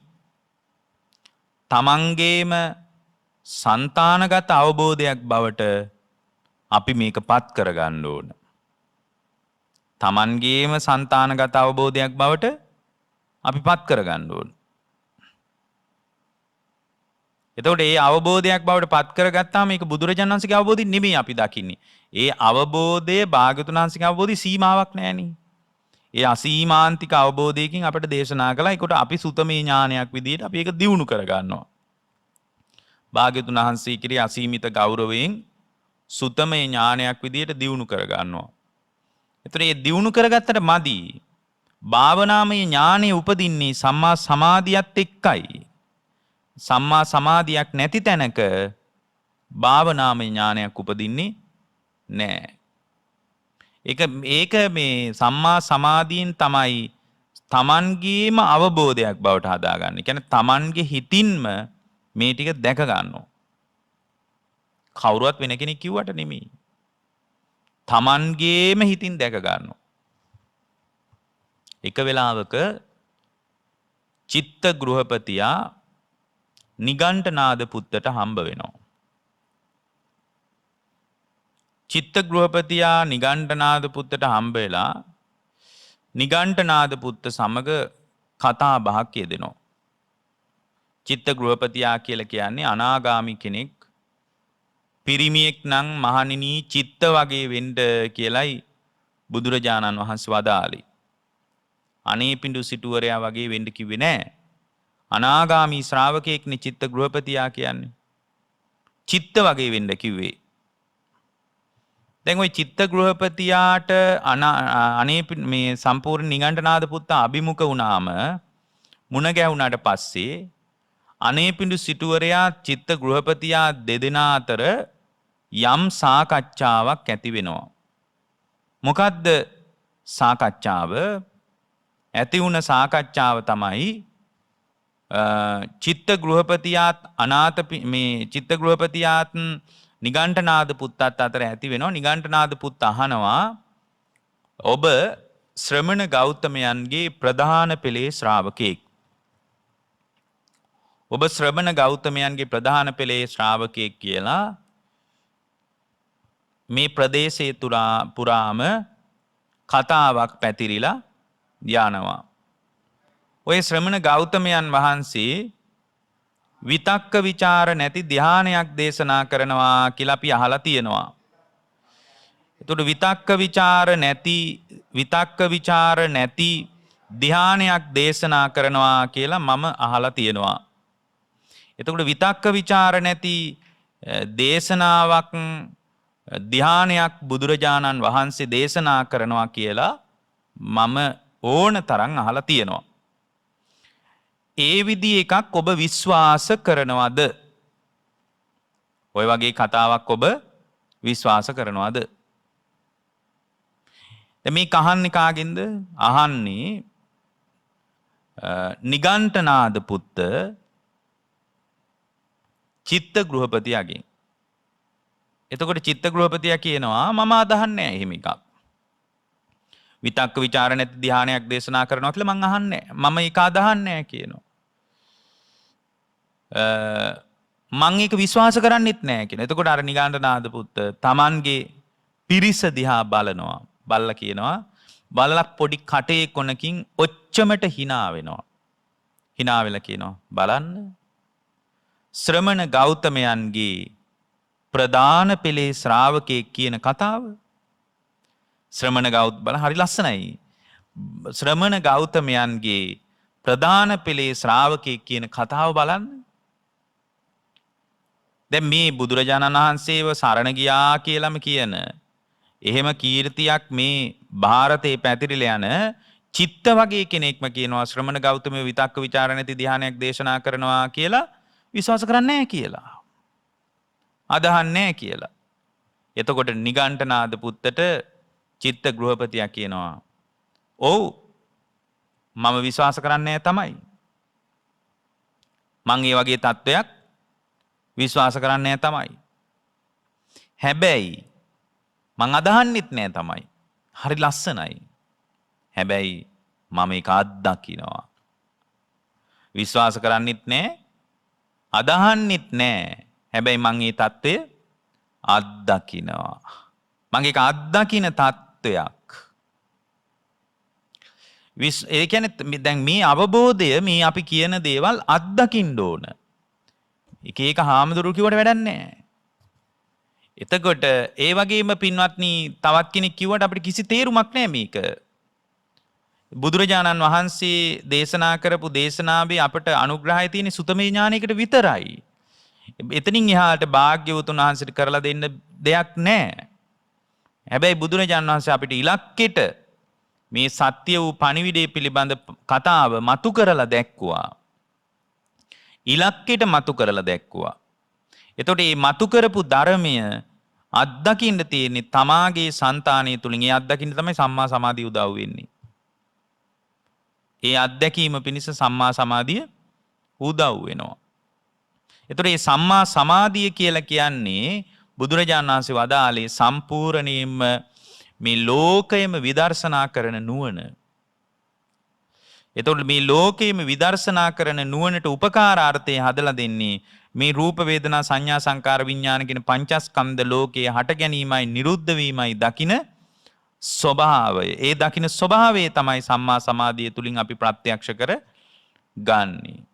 එතකොට මේ සම්මා සමාධිය උදව් කරන්නේ කුමකටද? සම්මා සමාධිය උදව් කරන්නේ සම්මා දිට්ඨියට. එතකොට සම්මා දිට්ඨිය කියන ස්වභාවය තමයි ආර්ය අෂ්ටාංගික මාර්ගයේ වැදගත්ම අවස්ථාව. ඔය සම්මා දිට්ඨික සූත්‍රය, මහා චත්තාරීසක සූත්‍රය වගේ දේශනා බලනකොට, දේශනා අහනකොට, දේශනා කියවනකොට තේරෙනවා සම්මා දිට්ඨිය පිණිස තමයි ඊතුරු අංග ඔක්කොම උදව් කරන්නේ කියලා. එතන සම්මා දිට්ඨිය කියලා කියන්නේ මාර්ගඵලය. එහෙමත් නැත්නම් අරහත්වය. ඒකේ උච්චතම අවස්ථාව. එතකොට මේ උච්චතම අවස්ථාව වෙච්ච ඒකේ ඉහළම අවධිය වෙච්ච සම්මා දිට්ඨිය පිණිස තමයි විමුක්ති පරිපාචනීය ධර්ම විදියට සම්මා සමාධිය උදව් කරන්නේ. සම්මා සමාධිය කියලා දෙනවා තමන්ට හේතු ගන්නනවා సంతానගත අවබෝධයක් බවටම ප්‍රත්‍යක්ෂ කරවනවා මේ පංචස්කන්ධ ලෝකේ හට ගැනීම නිරුද්ධ වීම තුල යථාර්ථය. ඒකයි අපි නිතරම කියන්නේ සමාහිතෝ භික්කවේ යථා භූතම් පජානාති. මහණෙනි සමාහිත වෙච්ච කෙනා විසින් යථාර්ථය අවබෝධ කරනවා. කොහොම කෙනාද යථාර්ථය අවබෝධ කරන්නේ? සමාහිත වෙච්ච කෙනා. එයාට තමයි රූපේ උදේවැය පේන්නේ, වේදනාවේ උදේවැය පේන්නේ, සංඥාවේ උදේවැය පේන්නේ, සංස්කාරයන්ගේ උදේවැය පේන්නේ, විඥානයේ උදේවැය පේන්නේ. එතකොට යථාර්ථය අවබෝධ කරනවා මේවා සදාතනික ධර්ම නෙවෙයි. මේවා හටගෙන නිරුද්ධ වී යන ධර්ම. නිරන්තරයෙන්ම හටගෙන නිරුද්ධ වී යන ධර්ම. මේවා හටගෙන නිරුද්ධ වෙවි යන ධර්ම. ඒක තේරුම් ගන්න ඕන. ඒක තේරුම් ගත්ත කෙනෙකුට මේ අවබෝධය ප්‍රත්‍යක්ෂ කරගන්න පුළුවන්. එතකොට ඒ සම්මා සමාධිය උදව් කරන්නේ අර සම්මා දිට්ඨිය පිණිස, හරි දැකීම පිණිස. සියල්ලම හටගනී සියල්ලම නිරුද්ධ වේ කියන නුවණ පිණිස. සම්මා සතිය උදව් කරනවා තව දුරටත් කෙලෙස් ධර්ම හිතේ මෝරන්න නොදී, කාමච්ඡන්දයෙන් බැටකන් නැතුව, ව්‍යාපාදයෙන් බැටකන් නැතුව, ඊට පස්සේ තීන මිද්දෙන් හිත බැටකන්ට නොදී, උද්දච්ච කුක්කුජ්ජ වලින් හිතට බැටකන්ට නොදී, විචිකිච්ඡාවෙන් බැටකන්ට නොදී, හිත පරිස්සම් කරන්නේ, හිත ප්‍රවේශම් කරන්නේ සම්මා සතියෙන්. සම්මා වායාමයේ උදව් කරනවා මේ ඉපදුනේ නැති සෝතාපන්න නම් වූ තත්ත්වයේ කුසලය උපදව ගන්න. කුසලයේ කිව්වේ ඒකටයි. උපන්නේ නැති නවමහා විදර්ශනා ඥාන උපද්දව ගැනීම පිණිස සම්මා වායාමය උදව් කරනවා. ඒක ඉපදුනේ නැති තත්ත්වයක්. ඒක උපදවා ගැනීම පිණිස උදව් කරනවා. සෝතාපන්න වෙච්ච ශ්‍රාවකයෙකුට එතනින් එහාට යන්න සම්මා වායාමයේ උදව් කරනවා. නූපන් කුසලයක් යාට තියෙනවා. මොකද්ද තියෙන්නේ? සකදාගාමීම ඉපදිලා නැහැ. ඒක උපද්දව ගන්න උදව් කරනවා. සකදාගාමී ශ්‍රාවකයෙකුට අනාගාමී නම් වූ මගඵලයේ ඉපදිලා නැහැ. එයාට ඒක නූපන් කුසලයක්. ඒක උපද්දව ගන්න සම්මා වායාමයේ උදව් කරනවා. අනාගාමී ශ්‍රාවකයෙකුට අරහත්වය නම් වූ තත්ත්වයේ ඉපදුනේ නැති කුසලයක් අරහත්වයේ උපදවා ගැනීම පිණිස උදව් කරනවා. එතකොට මෙන්න මේ විදියට බලාගෙන යනකොට, මේ විදියට හොඳට විමසලා බලනකොට පින්වත්නි, ඒකාන්ත වශයෙන්ම ස්ථීර වශයෙන්ම පින්වත්නි එයාගේ ජීවිතය තුළ අවබෝධය කරා යනවා. අනෙක් සියල්ලුම ආර්ය අෂ්ටාංගික මාර්ගයේ ටිකක් බැහැර ඉඳලා උදව්ව දෙනවා. මූලික පදනමේ හිටයි උදව්ව දෙන්නේ. සම්මා සංකල්පයේ විසින්, සම්මා වාචාව සීලයේ විසින්, සම්මා ආජීවය සීලයට සම්බන්ධයි, සම්මා කම්මන්තයත් සීලයට සම්බන්ධයි. පොදුවේ ගත්තට පස්සේ මේ ඔක්කොම පදනමේ ඉඳලා උදව් කරනවා. හැබැයි කිට්ටුවෙන්ම උදව් කරන විමුක්ති පරිපාචනීය ධර්ම තමයි සම්මා සතියයි, සම්මා සමාධියයි, සම්මා වායාමයයි. ඒ තුල සම්මා දිට්ඨිය ඇති වෙනවා. මේක රේඛීය විදිහටම බලන්නේ නැතුව චක්‍රීය විදිහට ආර්ය අෂ්ටාංග මාර්ගය බැලුවොත් ওই විදිහට තමයි අපිට විස්තර කරගන්න වෙන්නේ. තව දුරටත් මේ පිළිබඳ ගැඹුරු නුවණක් හදා ගන්න ඕන. මේක කෙනෙකුට ප්‍රශ්නයක් වෙන්න පුළුවන්. මේ ආර්ය අෂ්ටාංගික මාර්ගයේ ප්‍රතිපදාව කියන කොහොමද මේකෙන් නිවන කරා හිතපත් කරගන්නේ කියලා. ඔය පත් කරගන්න විදිය දැනගන්නවා නම් මහා චත්තාරීසක සූත්‍රයේ වැනි ඊ타ම සම්මාදිට්ඨිය පිළිබඳ ගැඹුරු දේශනා අධ්‍යයනය කරන්නම වෙනවා. ආර්ය අෂ්ටාංගිකේ මාර්ගයෙන් තොර නිවන කියලා එකක් නැහැ.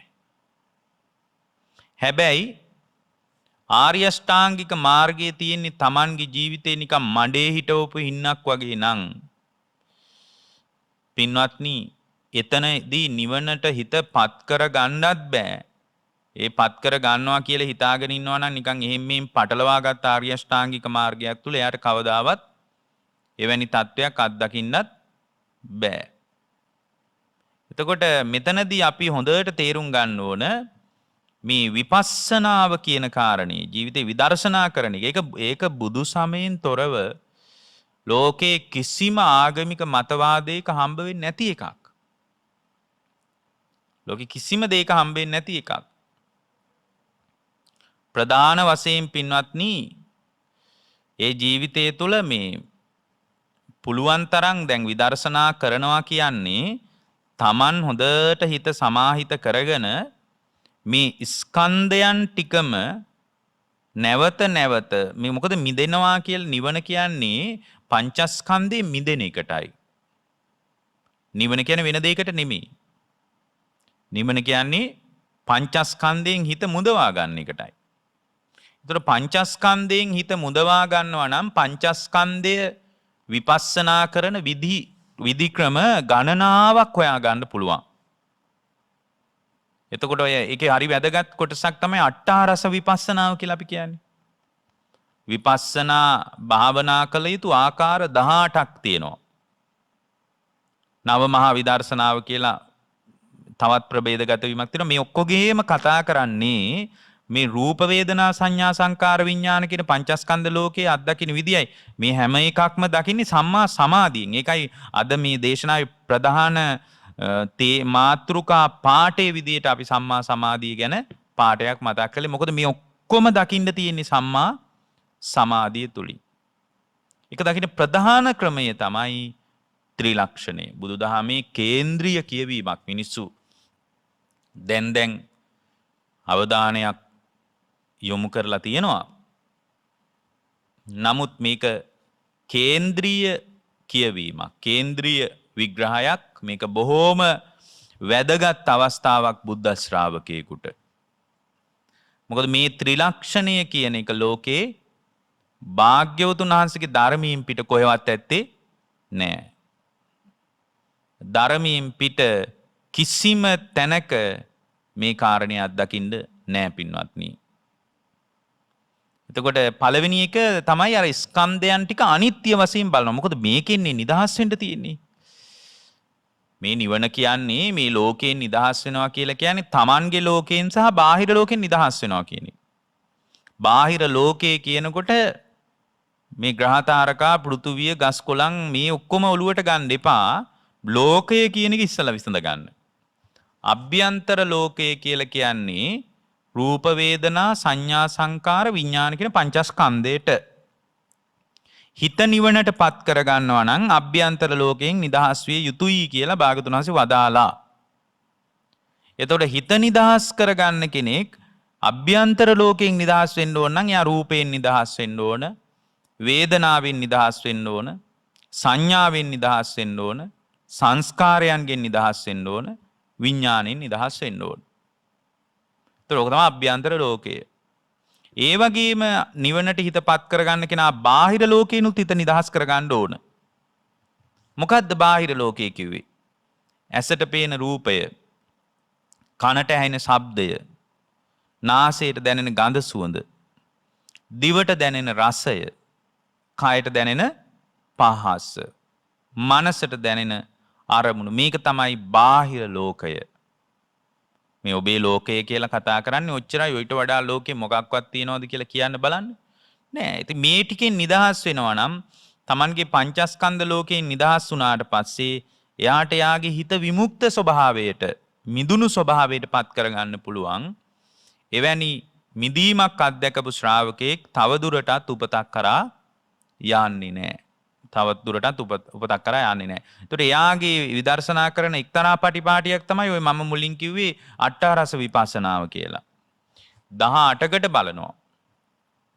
ප්‍රධාන තුන තමයි අනිත්‍ය අනිච්චානුපස්සනා, දුක්ඛානුපස්සනා, අනාත්තානුපස්සනා කියලා කිව්වේ. එතකොට මේ ප්‍රධාන කාරණා අනිච්චානුපස්සනා, දුක්ඛානුපස්සනා, අනාත්තානුපස්සනා කියන මේ තුනේම විවිධ බෙදීම් විදියට තමයි ඊතුරු කාරණා පින්වත්නි 15ම පෙන්වන්නේ. ඊතුරු කාරණා 15ම මේකෙම විවිධාකාර සියුම් භාවයන් තමයි ධර්මයේ පැහැදිලි වෙන්නේ. දැන් අනිච්චානුපස්සනාව වඩන්නේ දැන් අනිත්‍ය වශයෙන් වඩන්නේ අනිච්චානුපස්සම් භාවින්තෝ නිත්‍ය සංඥම් පජහති.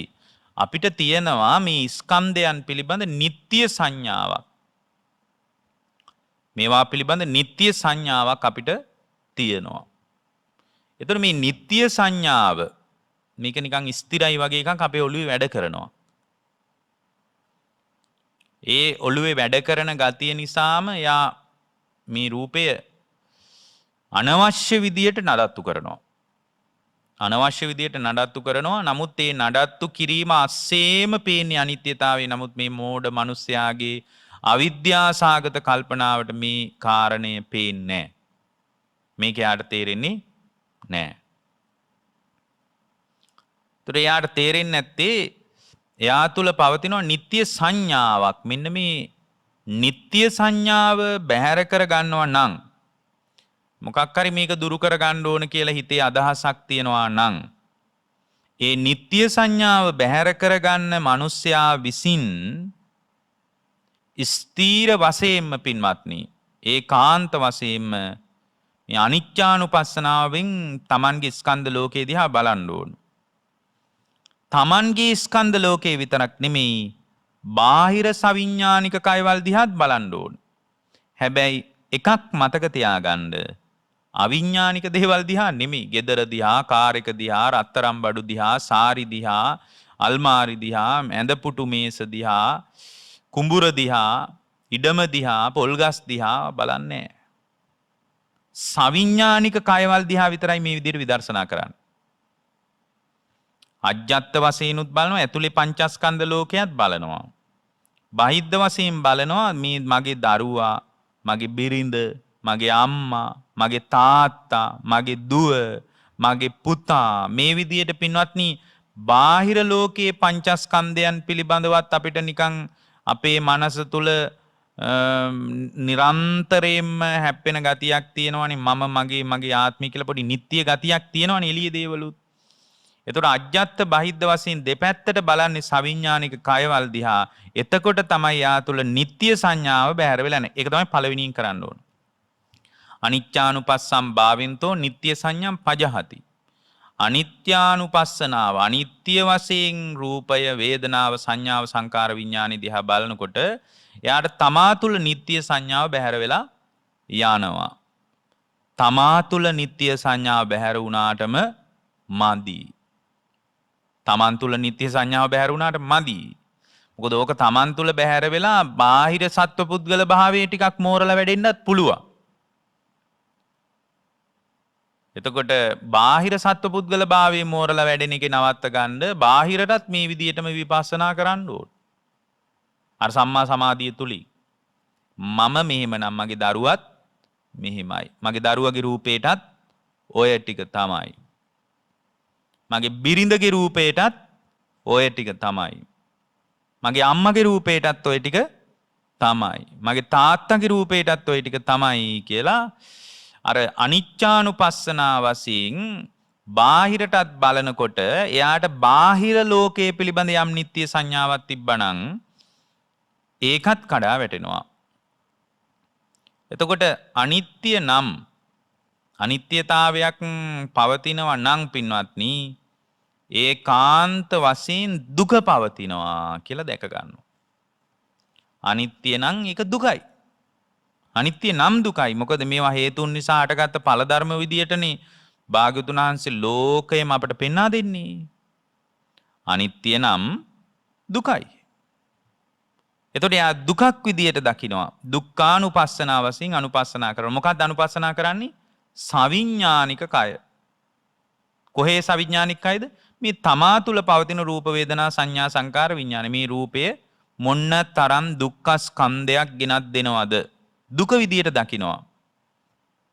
මේ රූපය නිරන්තරයෙන් දුක ගෙනත් දෙනවා.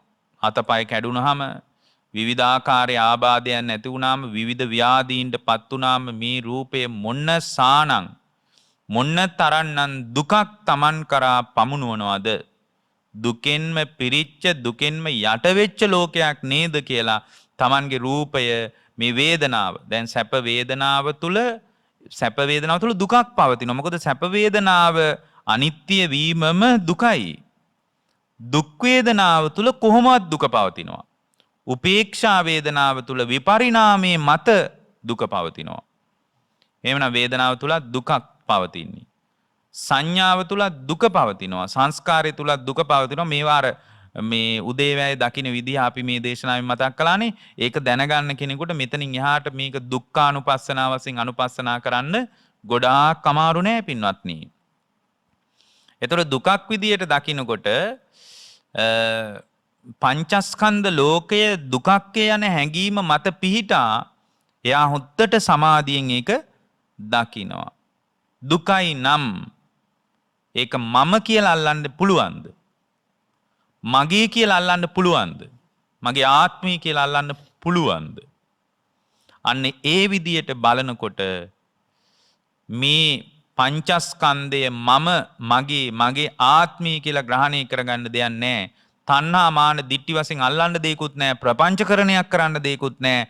නිරන්තරයෙන් මේ අනාත්ම ස්වභාවයට අයිති මම මගේ ආත්මය කියලා කොයි කෑල්ලද ගන්න පුළුවන්. මේ රූපේ ගමුකෝ උදාහරණයක් විදිහට. දැන් රූපය විසුරුවනවා. රූපේ විසුරුවලා බලද්දී අපි හිතමුකෝ රූපයේ 32කටම කොටස් වලට විසුරුවනවා කියලා. දෙතිස් කුණප කොටස් වලටම විසුරුවලා බලනවා. විසුරුවලා දැන් ගොඩ මේසෙක ගහනවා මේ රූපේ තියෙන කොටස් 32ම ගොඩවල් ගහනවා. ගොඩවල් ගහලා පින්වත්නි මේ 32කින් කොයි කොටසටද මම කියන්න පුළුවන්? කොයි කොටසටද මගේ කියලා කියන්න පුළුවන්? මෙන්න මේ කෑල්ලේ මගේ දුව ඉන්නේ. මේ කෑල්ලේ මගේ පුතා ඉන්නේ. මේ කෑල්ලේ තමයි අපේ අම්මා ඉන්නේ කියලා හිම පුළුවන්ද කියන්න බෑ. මේ ටික එකතු වෙච්ච තැනක මගේ ආත්මය කියලා මං අවිද්‍යා සහගතව ලෝකේ ඇල්ලුවාට සැබෑවටම මම වශයෙන් මගේ වශයෙන් මගේ ආත්මය වශයෙන් අල්ලන්න දෙයක් නැහැ. නිරන්තරයෙන්ම අනාත්මයි කියලා අනත්තානුපස්සනාව වශයෙන් අනුපස්සනා කරනවා. එතකොට මේ අනත්තානුපස්සනාව විදිහට දකිනකොට පින්වත්නි ඊට පස්සේ නිබ්බිදානුපස්සනාව වශයෙන් අනුපස්සනා කරනවා. නිබ්බිදානුපස්සනා කියන්නේ කලකිරිය යුතු දෙයක් මේක. රූපය කියන්නේ මේ බොහොම සතුටින් පිළි අරගෙන කතා කරන්න පුළුවන් දෙයක් නෙමෙයි. රූපය කියන්නේ කලකිරෙන්න ඕන දෙයක්. රූපය කියන්නේ කලකිරෙන්න ඕන දෙයක්. නිබ්බිදානුපස්සනා. වේදනාව කියන්නේ කලකිරෙන්න ඕන දෙයක්. වේදනාව කලකිරෙන්න ඕනේ ඇයි? නිරන්තරයෙන් වේදනාව හටගෙන නිරුද්ධ වෙනවා. සැප වේදනාව ස්ථීරව දිගට පවත්වන්න පුළුවන් එකක් නෙමෙයි. සැප වේදනාව නිරන්තරයෙන්ම නිරතුරුවම හටගෙන නිරුද්ධ වී යනවා කියලා ඒ සැප වේදනාවත් දුක් වේදනාවත් අදුක්කම සුඛ වේදනාවත් පිළිබඳ කලකිරිය යුතු දෙයක් විදිහට දකිනවා. සංඥාවත් මේ සංඥාවත් රූප සංඥා, ශබ්ද සංඥා, ගන්ධ සංඥා, රස සංඥා, පොට්ටබ්බ සංඥා, ධම්ම සංඥා වශයෙන් පහළ වෙන මේ සංඥාවන් නිරන්තරයෙන් හට ගන්නවා. නිරන්තරයෙන් නිවි යනවා, නිරුද්ධ වෙවි යනවා කියලා දකිනවා. කලකිරෙන්න ඕන දෙයක්. අපි හිතුවා මේක එක දිගට පවතිනවා කියලා. නමුත් මේ ලෝකේ එක දිගට පවතින්නේ නැහැ. ඊට පස්සේ සංකාර රූප සංචේතන රූප දකින්නකොට රූපේ මුල් කරගෙන Tamanගේ හිතේ සිතුවිලි ජනිත වෙනවා නම් ඒ ජනිත වෙන සිතුවිලිත් නිරන්තරයෙන්ම හටගෙන නිරන්තරයෙන්ම නිරුද්ධ වෙවි යනවා. නිරතුරුව නිරුද්ධ වෙවි යනවා. මේ සියල්ලම හටගෙන සියල්ලම නිරුද්ධ වෙලා යනවා නේද?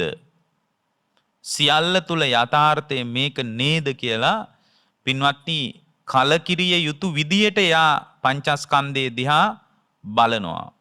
පංචස්කන්ධ ලෝකයේ දෙස කලකිරෙන්න අවශ්‍ය දෙයක් විදියට තමයි මේ ශ්‍රාවකයා දකින්නේ.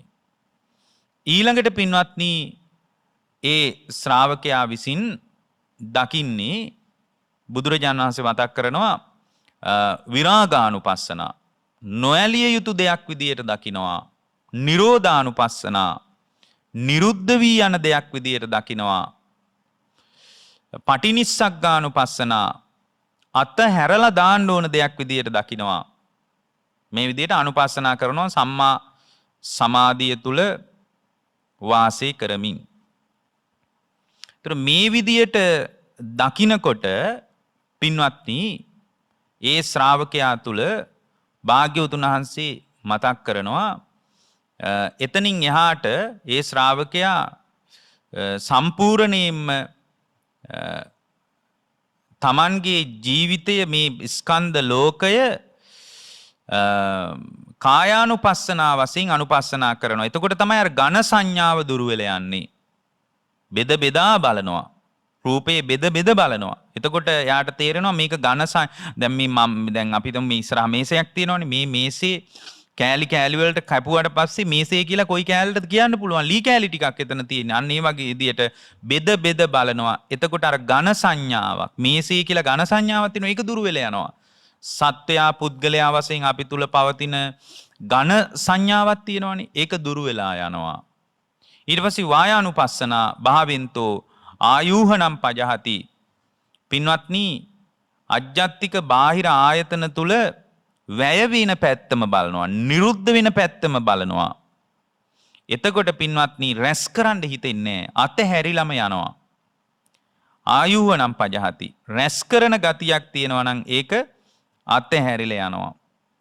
ඇත්තටම මෙතනදීම යම් කෙනෙකුට නිවනට හිතපත් කරගන්නත් පුළුවන්. මම මේ හකුලුවලා කියන්නේ දේශනාව හමාර කරන්න ඕන නිසා. ඊළඟට එතනම යා ඊට පස්සේ තව දුරට දැන් මෙච්චර දුරට යන්න ඕනේ නැහැ. ඇත්තටම සෝතාපන්න වෙන ශ්‍රාවකයෙකුට අර සප්තානුපස්සනාව තුළම අරහත්ත්වයටමපත් වෙන්න පුළුවන්. නමුත් එතනදිත් එයාට ඒ සියුම් අවබෝධය කරා යන්න බැරි වුණොත් එතනින් එහාට යනවා. විපරිණාමානුපස්සනම් භාවෙන්තෝ. ඊට පස්සේ යා විපරිණාමයටපත් වෙන දෙයක්. අනිත්‍ය නම් දුක් නම් නිරන්තරයෙන් අනාත්ම නම් නිරන්තරයෙන් විපරිණාමයටපත් වෙන දෙයක්.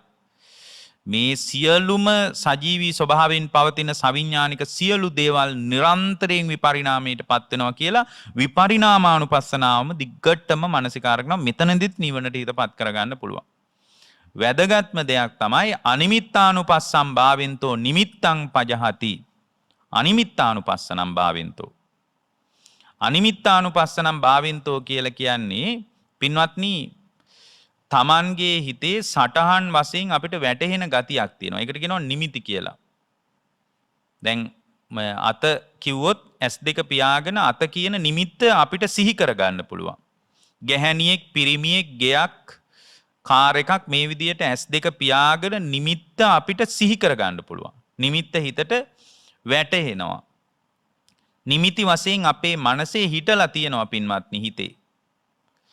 එතකොට මේ නිමිති වශයෙන් හිටලා තියෙන ස්වභාවය තුල මේ අනිමිත්තානුපස්සනාව වැඩුවොත් නිමිති වශයෙන් ගන්න මේකේ කිසි දෙයක් නැහැ කියලා මානසිකාරය කළොත් එතනම ඒ ශ්‍රාවකයාගේ දුක නිවිලා යන්න පටන් ගන්නවා පින්වත්නි. එතනම නිමෙනවා. එතකොට මේ නිමිත්ත නොවැටහි යනකොට පින්වත්නි තමන්ගේ හිතට තමන්ගේ කය පවා නොපෙනී යනවා. පෙන පිඬක් අල්ලන්න බෑ වගේ නිමිත්තක් වශයෙන් මේක කොහෙද අල්ලන්න තියෙන්නේ මොකක්ද අල්ලන්න තියෙන්නේ කියලා තමන්ට තේරෙන්න පටන් ගන්නවා. ඇත්තටම සෝතාපන්න වුණත් අනිමිත්තානුපස්සනාව වැඩුවේ නැත්නම් එයාට අරහත්ත්වයටපත් වෙන්න බෑ. එතනින් එහාට අපනිහිතානුපස්සින් භාවෙන්තෝ පනිදින් පජහති. අපනිහිතානුපස්සින් භාවෙන්තෝ. පින්වත්නි මේ හිතේ තියෙනවා සතුටින් ප්‍රාර්ථනා කරන ගතියක්. රූපේ ප්‍රාර්ථනා කරනවා, වේදනාව ප්‍රාර්ථනා කරනවා, සංඥාව ප්‍රාර්ථනා කරනවා, සංස්කාර ප්‍රාර්ථනා කරනවා. මේ විදිහට අපේ හිතේ ප්‍රාර්ථනා කරන ගතියක් තියෙනවා. භවයේ ප්‍රාර්ථනා කරනවා. පින්වත්නි මේ සතුටින් ප්‍රාර්ථනා කරන ගතියක් තියෙනවා නම් ඒ පනිදිය අපනිහිතානුපස්සනාව මොනවද මේකේ ප්‍රාර්ථනා කරන්න තියෙන්නේ? නිරන්තරයෙන් ඇති වෙලා නැති වෙලා යනවා නම් අවිද්‍යාව නිසාමයි ප්‍රාර්ථනා කරන්නේ. අවිද්‍යාව දුරු කරගන්න තැනක ප්‍රාර්ථනා කරන්න දෙයක් නැහැ. බිය විය යුතු දෙයක්. භවයේ ප්‍රාර්ථනා කිරීමක් පේන මානෙකවත් නැතුව සම්පූර්ණේ මොහොතක්වත් රූප ලෝකේවත් අරූප ලෝකේවත් දිව්‍ය ලෝකේවත් කොහෙවත් ප්‍රාර්ථනා කළ යුතු දෙයක් නැහැ කියලා අපනිහිතානුපස්සනාව භාවිතා කරද්දී හොඳට හිතෙන් සමාධියෙන් දකිද්දි එතනම යා නිවෙන්න පටන් ගන්නවා. ඊළඟට බුදුරජාණන් වහන්සේ මතක් කරනවා ශුඤ්ඤතානුපස්සින් භාවෙන්තෝ. ශුඤ්ඤතානුපස්සනාව යම් ශ්‍රාවකයෙක් වැඩුවොත් ඒ ශුඤ්ඤතානුපස්සනාව වඩාගෙන ඉස්සරහට යනකොට ඒ ශ්‍රාවකයාගේ ජීවිතය තුල ඒ ශුඤ්ඤතානුපස්සනාව ඉස්සරහට වඩනකොට ඒ ශුඤ්ඤතානුපස්සනාව වඩාගෙන යනකොට අත්තාබිනිවේසං පජහති. අත්තාබිනිවේසං පජහති. මේ ආත්මය කියලා බැසගෙන ඉන්න ගතියක් තියෙනවා අපේ. ඒ කියන්නේ ඒකට බැහැගෙන ඉන්න ගතියක් තියෙනවා. දැන් කෙනෙක් කියන්න පුළුවන් දැන් මේ විදියටම මුලින් සප්තානුපස්සනාවත් කරලා කොහොමද සප්තානුපස්සනාව කළේ? සප්තානුපස්සනාව පින්වත්නි අපි කළේ අනිත්‍ය වශයෙන් අනිච්චානුපස්සනා, දුක් වශයෙන් දුක්ඛානුපස්සනා, අනිච්චානුපස්සනා, දුක්ඛානුපස්සනා, අනාත්තානුපස්සනා, අනාත්ම වශයෙන්, නිබ්බිදානුපස්සනා, කල්ලකිරිය යුතු දෙයක් වශයෙන්, විරාගානුපස්සනා, නොඇලිය යුතු දෙයක් වශයෙන් ස්කන්ධයන් නිරන්තරයෙන්ම නොඇලිය යුතු දෙයක්. මේක නම් මොහොතක්වත් ඇලෙන්න හොඳ දෙයක් නෙමෙයි කියලා නොඇලිය යුතු දෙයක් වශයෙන් නිරෝධානුපස්සනා නිරන්තරයෙන්ම නිරුද්ධ වෙවි යන දෙයක් වශයෙන් හටගත්තට වඩා වැඩි වේගයකින් නිරුද්ධ වෙනවා. ඒ කියන්නේ පින්වත්නි හට ගැනීමේ ධාරිතාවයට වඩා නිරුද්ධ වීමේ ධාරිතාවය වැඩි. හට ගන්නවට වඩා වේගයෙන් ලෝකේ නිරුද්ධ වෙලා යනවා. එතකොට නිරුද්ධ වීමේ ධාරිතාවය වැඩි. දැන් ඒකට හරි ලස්සනම උපමාව තමයි දැන් හොඳට වහින වෙලාවක වහිනකොට වතුර වැටෙනවනේ. වතුර වැටෙනකොට පින්වත්නි ඒ වතුර වැටෙන තැන දිය බුබුලු හට ගන්නවා නේද? දිය බුබුලු හට ගන්නකොට හොඳට බලන්න ඒ දිය බුබුලු හට ගන්නකොට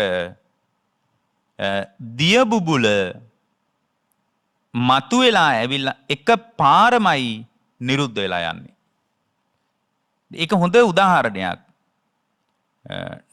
මේ නිරෝධානුපස්සනාව භාවනාවෙන් දකිනකොට තමන්ගේ රූප වේදනා සංඥා සංකාර විඥාන කියන පංචස්කන්ධ ලෝකයේම නිරන්තරයෙන් නිරුද්ධ වෙනවා කියලා බලන්න පුළුවන්. නමුත් ඒක වඩන්නේ නැති කෙනෙකුට ඒ ස්වභාවය තේරුම් ගන්න හොඳ අවස්ථාවක් තමයි පින්වත්නි ඊටාම ඉක්මනින් හට ගන්නවට වඩා වැඩි වේගයකින් මේ මුළු ලෝකයම නිරුද්ධ වෙලා යනවා. මොන ලෝකයේද? තමන්ගේ පංචස්කන්ධ ලෝකය.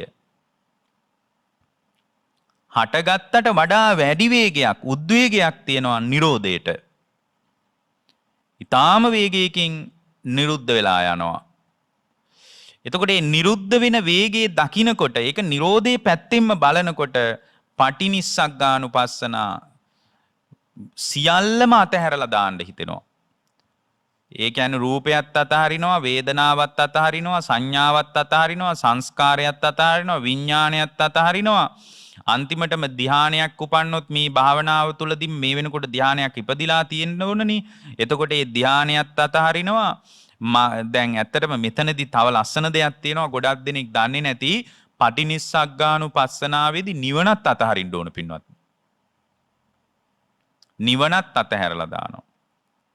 නිවන් දකින්න තියෙන ආසාවක් කැමැත්තක් තිබ්බනම් ඒ ආසාවත් අතහැරලා දැම්මොත් තමයි යාගේ හිත නිවනටපත් වෙන්නේ. මෙතන ගොඩාක් දෙනෙක් දන්නේ නැහැ ඒ කාරණේ.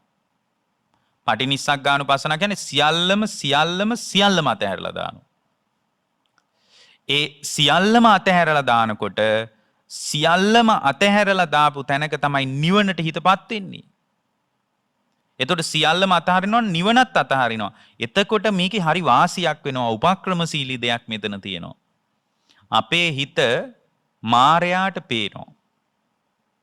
අපේ හිත දිහා මායයට බලන්න පුළුවන්. මේ වගේ බරපතල තැනක මාරපාක්ෂික උවදුරු තියෙනවා. මේ වගේ ඉහළට භාවනාවක් දියුණු කරගෙන යනකොට මාරපාක්ෂික උවදුරු වේගයෙන් ගලාගෙන එනවා.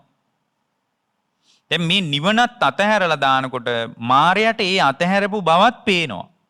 අන්න ඒ වෙලාවේ පටිනිස්සග්ගානුපස්සනාව වඩනකොට මායයා ඒ ශ්‍රාවකයා අතහැරලා දානවා. ඇයි නිවනත් අතහැරලානේ.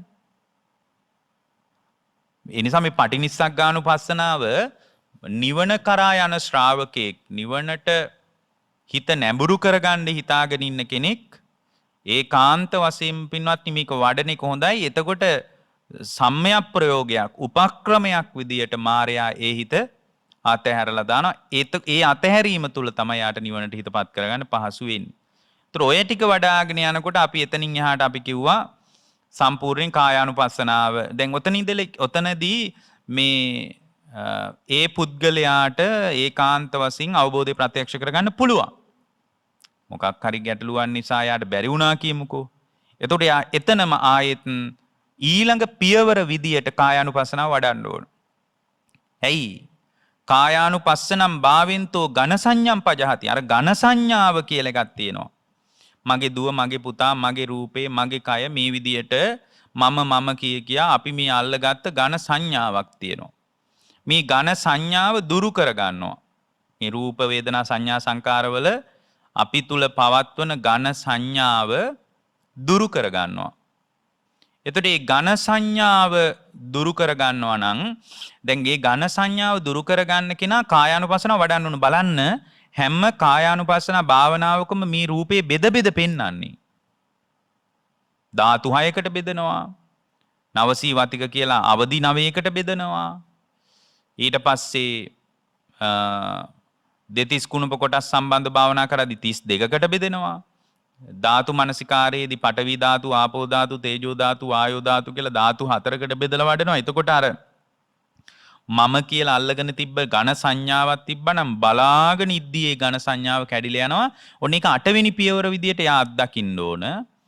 එතනදිත් ඒ අවස්ථාවේදීත් එයාට හිත විමුක්ත ස්වභාවයකටපත් වෙන්න බැරි වුණොත් එතනදී පින්වත්නි වායානුපස්සනා භාවෙන්තෝ වායානුපස්සනාව භාවිතා කරන්න ඕන. වායානුපස්සනාව භාවිතා කරනකොට ආයෝහනම් පජහති අර අපි ඉස්සලා කිව්වේ රැස් කිරීමේ ගතියක් තියෙනවා නම් මේ රැස් කරන ගතියක් තියෙනවා නම්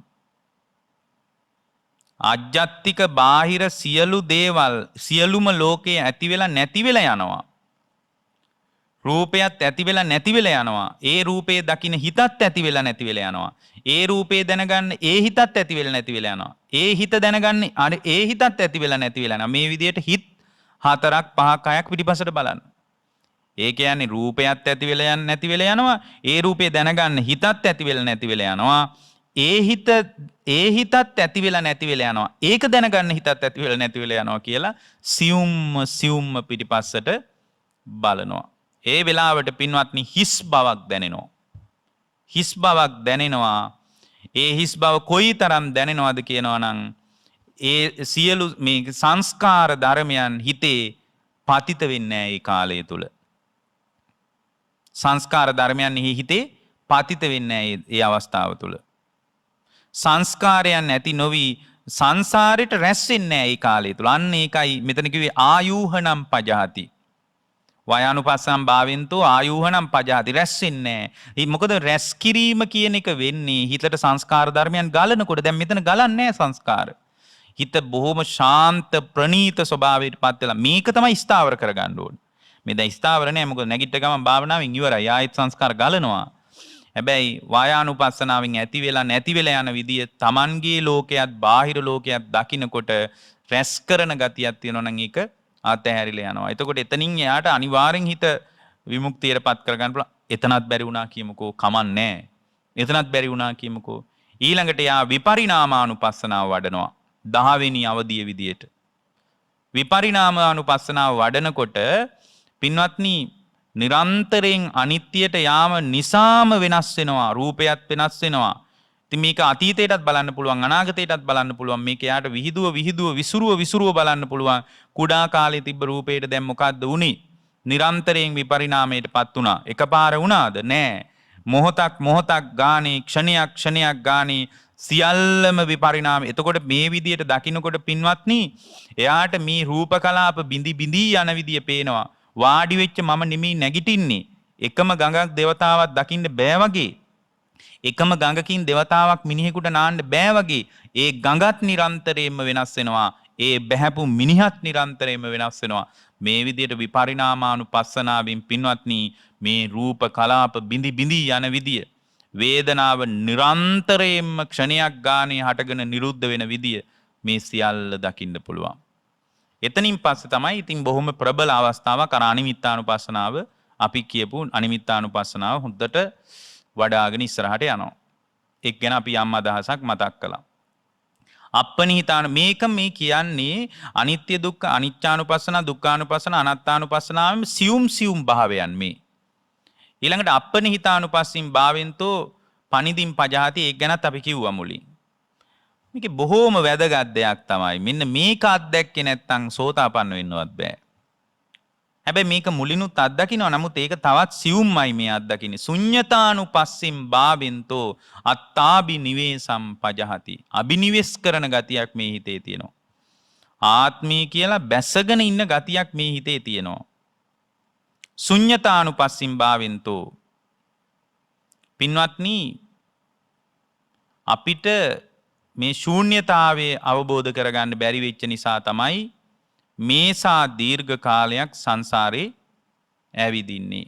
හරියට පැණිහැලියකට වැටිච්ච ඇඹලෙක් වගේ පින්වත්නි මේ රූපේට ඇලිලා රූපේට බැඳිලා රූපයෙන්ම මුසපත් වෙලා වේදනා සංඥා සංකාර විඥාන කියන මේ පංචස්කන්ධ ලෝකයට ඇලිලා බැඳිලා මේ වගේම මුසපත් වෙලා අපේ ජීවිතේ ගෙවෙන්නේ මේක ශූන්‍යයි වශයෙන් අවබෝධ කරගන්න බැරි වෙච්ච නිසා. ඇසත් ශූන්‍යයි. බාහිර ලෝකෙත් ඊට පස්සේ අපි ශූන්‍යතාවය දකින්න. ඇසත් ශූන්‍යයි, රූපයත් ශූන්‍යයි, චක්කු විඥානයත් ශූන්‍යයි, චක්කු සම්පස්සයත් ශූන්‍යයි, චක්කු සම්පස්සජා වේදනාවත් ශූන්‍යයි, සියල්ලම ශූන්‍යයි, සියල්ලම ශූන්‍යයි නම් මොකද්ද පින්වත්නි අල්ලන්න තියෙන්නේ? මොකක්ද අල්ලන්න තියෙන්නේ? අල්ලන්න දෙයක් නැහැ. ඒතර මේ විදියට දකින්නකොට සෝවාන් මේ ඇත්තටම සෝතාපන්න වෙච්ච කෙනෙක් පවා ශුන්‍යතානුපස්සනාව වඩන්න ඕන. මොකද සෝවාන් වෙච්ච කෙනෙකුටත් මම වෙමි කියන අස්මිමානියක් තියෙනවනේ. ඕලාරික විදියට නෑ. නමුත් අස්මිමානයක් එයාට තියෙනවනේ. එතකොට අස්මිමානී කියන එක තියෙන නිසා ශුන්‍යතානුපස්සනාව අනිවාර්යයෙන්ම වඩන්න ඕන.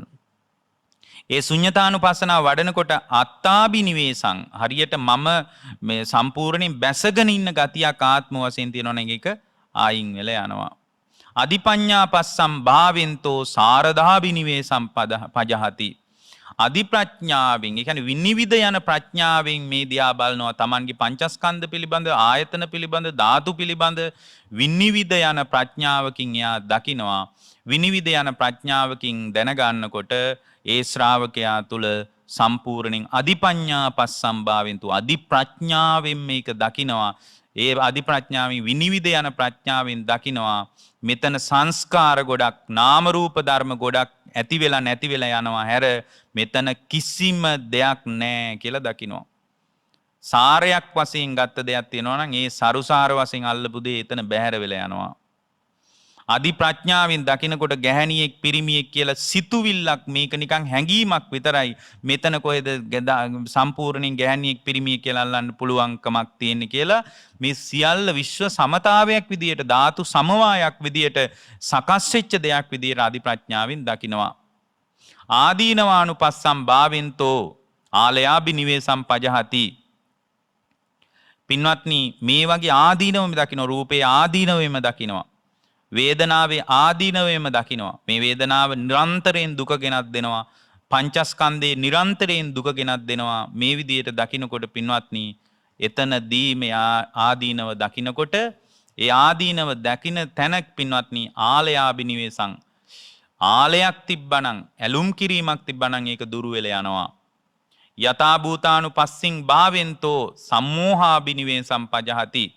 යථාභූත ඥානෙන් සියල්ලම හටගෙන සියල්ලම නිරුද්ධ වෙනවා කියලා දැනගන්නකොට, ඒ කියන්නේ පංචස්කන්ධ ලෝකේම හටගෙන නිරුද්ධ වෙනවා කියලා යථාභූත ඥානෙන් දැනගන්නකොට ඒක ඇති වෙන්නේ සම්මා සමාධිය නිසානේ. ඒ විදිහට දකින්නකොට මුලාවක් තිබ්බනම් සම්මෝහාබිනිවේසම් පජහති. මේ සියල්ල තුලම සංස්කාර ඇති වෙලා නැති වෙලා යනවා කියලා දකින්නකොට පින්වත්නි මුලා වෙච්ච ගතියක් තියෙනවා නම් ඒක අයින් වෙලා යනවා. පටිසංකානුපස්සම් භාවෙන්තෝ අපටිසන්තම් පජහති. පින්වත්නි එයාට තේරෙනවා නිවන පිණිස මෙයමයි එකම ක්‍රමය. ස්ථීර වශයෙන්ම සෝවාන් වෙනවා නම් සක්කාය දිට්ඨිය දුරු කරගන්න ඕන. නාම රූප නිරෝධය අත්දකින්න ඕන. දුක්ඛානුපස්සනාවෙන් නිවන් දකින්න බෑ පින්වත්නි. ඒකාන්ත වශයෙන් අනත්තානුපස්සනාව මත පදනම් වෙලයි නිවන අවබෝධ කරන්න තියෙන්නේ. සම්පූර්ණයෙන් පටිසංකානුපස්සම් භාවෙන්තෝ සම්පූර්ණ නිවන පිණිස මේ එකම ක්‍රමයේ විදියට Tamanගේම හදවතින් දකිමින් එයාගේ හිත සම්පූර්ණ කෙලෙසුන්ගින් නිදහස් කරගන්න එයාට අවස්ථාව ලැබෙනවා. වෙන මගක් නෑ. මෙයමයි එකම මග. ඒ කායනෝ මග්ගෝ කියන එක Tamanගේම හිතින් පැහැදිලිව දකිනවා. ඊළඟට විවට්ටානුපස්සම් භාවෙන්තෝ සංයෝගාබිනිවේසං පජහති. වෘතාකාරව විවට්ටානුපස්සම් භාවෙන්තෝ පින්වත්නි සම්පූර්ණයෙන්ම මේ සංයෝජන බැමි ටික ලියා ගන්නවා නම් මේ ජාලය අවබෝධ කරන්න ඕන. වෘතාකාරව හේතුඵල සහිතව ඇති වෙන මේ ජාලය අවබෝධ කරගත්තට පස්සේ ආගේ සංයෝජන බැමි ටික ලිහෙන්න පටන් ගන්නවා. බුරුල් වෙනවා, ලිහිලා යනවා. දැන් මේ කියන ක්‍රමයට ක්‍රමානුකූලව යම් කෙනෙකුට හිත දියුණු කරගෙන විමුක්තියට හිතපත් කරගන්න පුළුවන්. මේ විදියට විවිධාකාර, මේකට එකම ක්‍රමයක් නෙමෙයි තියෙන්නේ. නමුත් මේ විදියට අපි මේ පැහැදිලි කරපු 18 ආකාරයකින් මේක දැක්කොත් ඒකාන්ත වශයෙන්ම හිත විසංකාරගත කරගන්න අවස්ථාව ලැබෙනවා. ඒකට සම්මා සමාධිය අවශ්‍යමයි, අත්‍යවශ්‍යමයි. ඒක නැතුව කාට හරි පුළුවන් කියනවා නම් ඒක බුදුරජාණන් වහන්සේගේ පණිවිඩය වෙන්න බෑ. අද නම් සම්මා සමාධිය අවශ්‍යමයි. සම්මා සමාධිය නැති කෙනෙකුට විසංකාරගත කරගන්න බෑ. කෙලෙසුන්ගෙන් නිදහස් කරගන්න බෑ. බඹසර නිමා කරගන්න බෑ. කෙලෙස් නිරුද්ධ කරලා සම්පූර්ණයෙන්ම මාසයක් වැඩ කරලා පඩිය බලාපොරොත්තුවෙන් ඉන්නවා වගේ දුක හමාර කරගන්න තැනකට නිවනට හිතපත් කර ගැනීමට යාට පුළුවන්කමක් නැහැ. මේ විදියට කරාට පස්සේ යාට කරන්න දෙයක්වත් නැහැ. ඒකයි මම කිව්වේ මාසයක් වැඩ කරලා පඩිය බලාපොරොත්තුවෙන් ඉන්නවා වගේ මරණය බලාපොරොත්තුවෙන් ඉන්නවා හැර යාට කරන්න දෙයක්වත් නැහැ. හැම දිනාටම දෙහෝරාවක් පුරා සිද්ධ කරපු මේ ධර්මානුශාසනාව නිවන් පිණිසම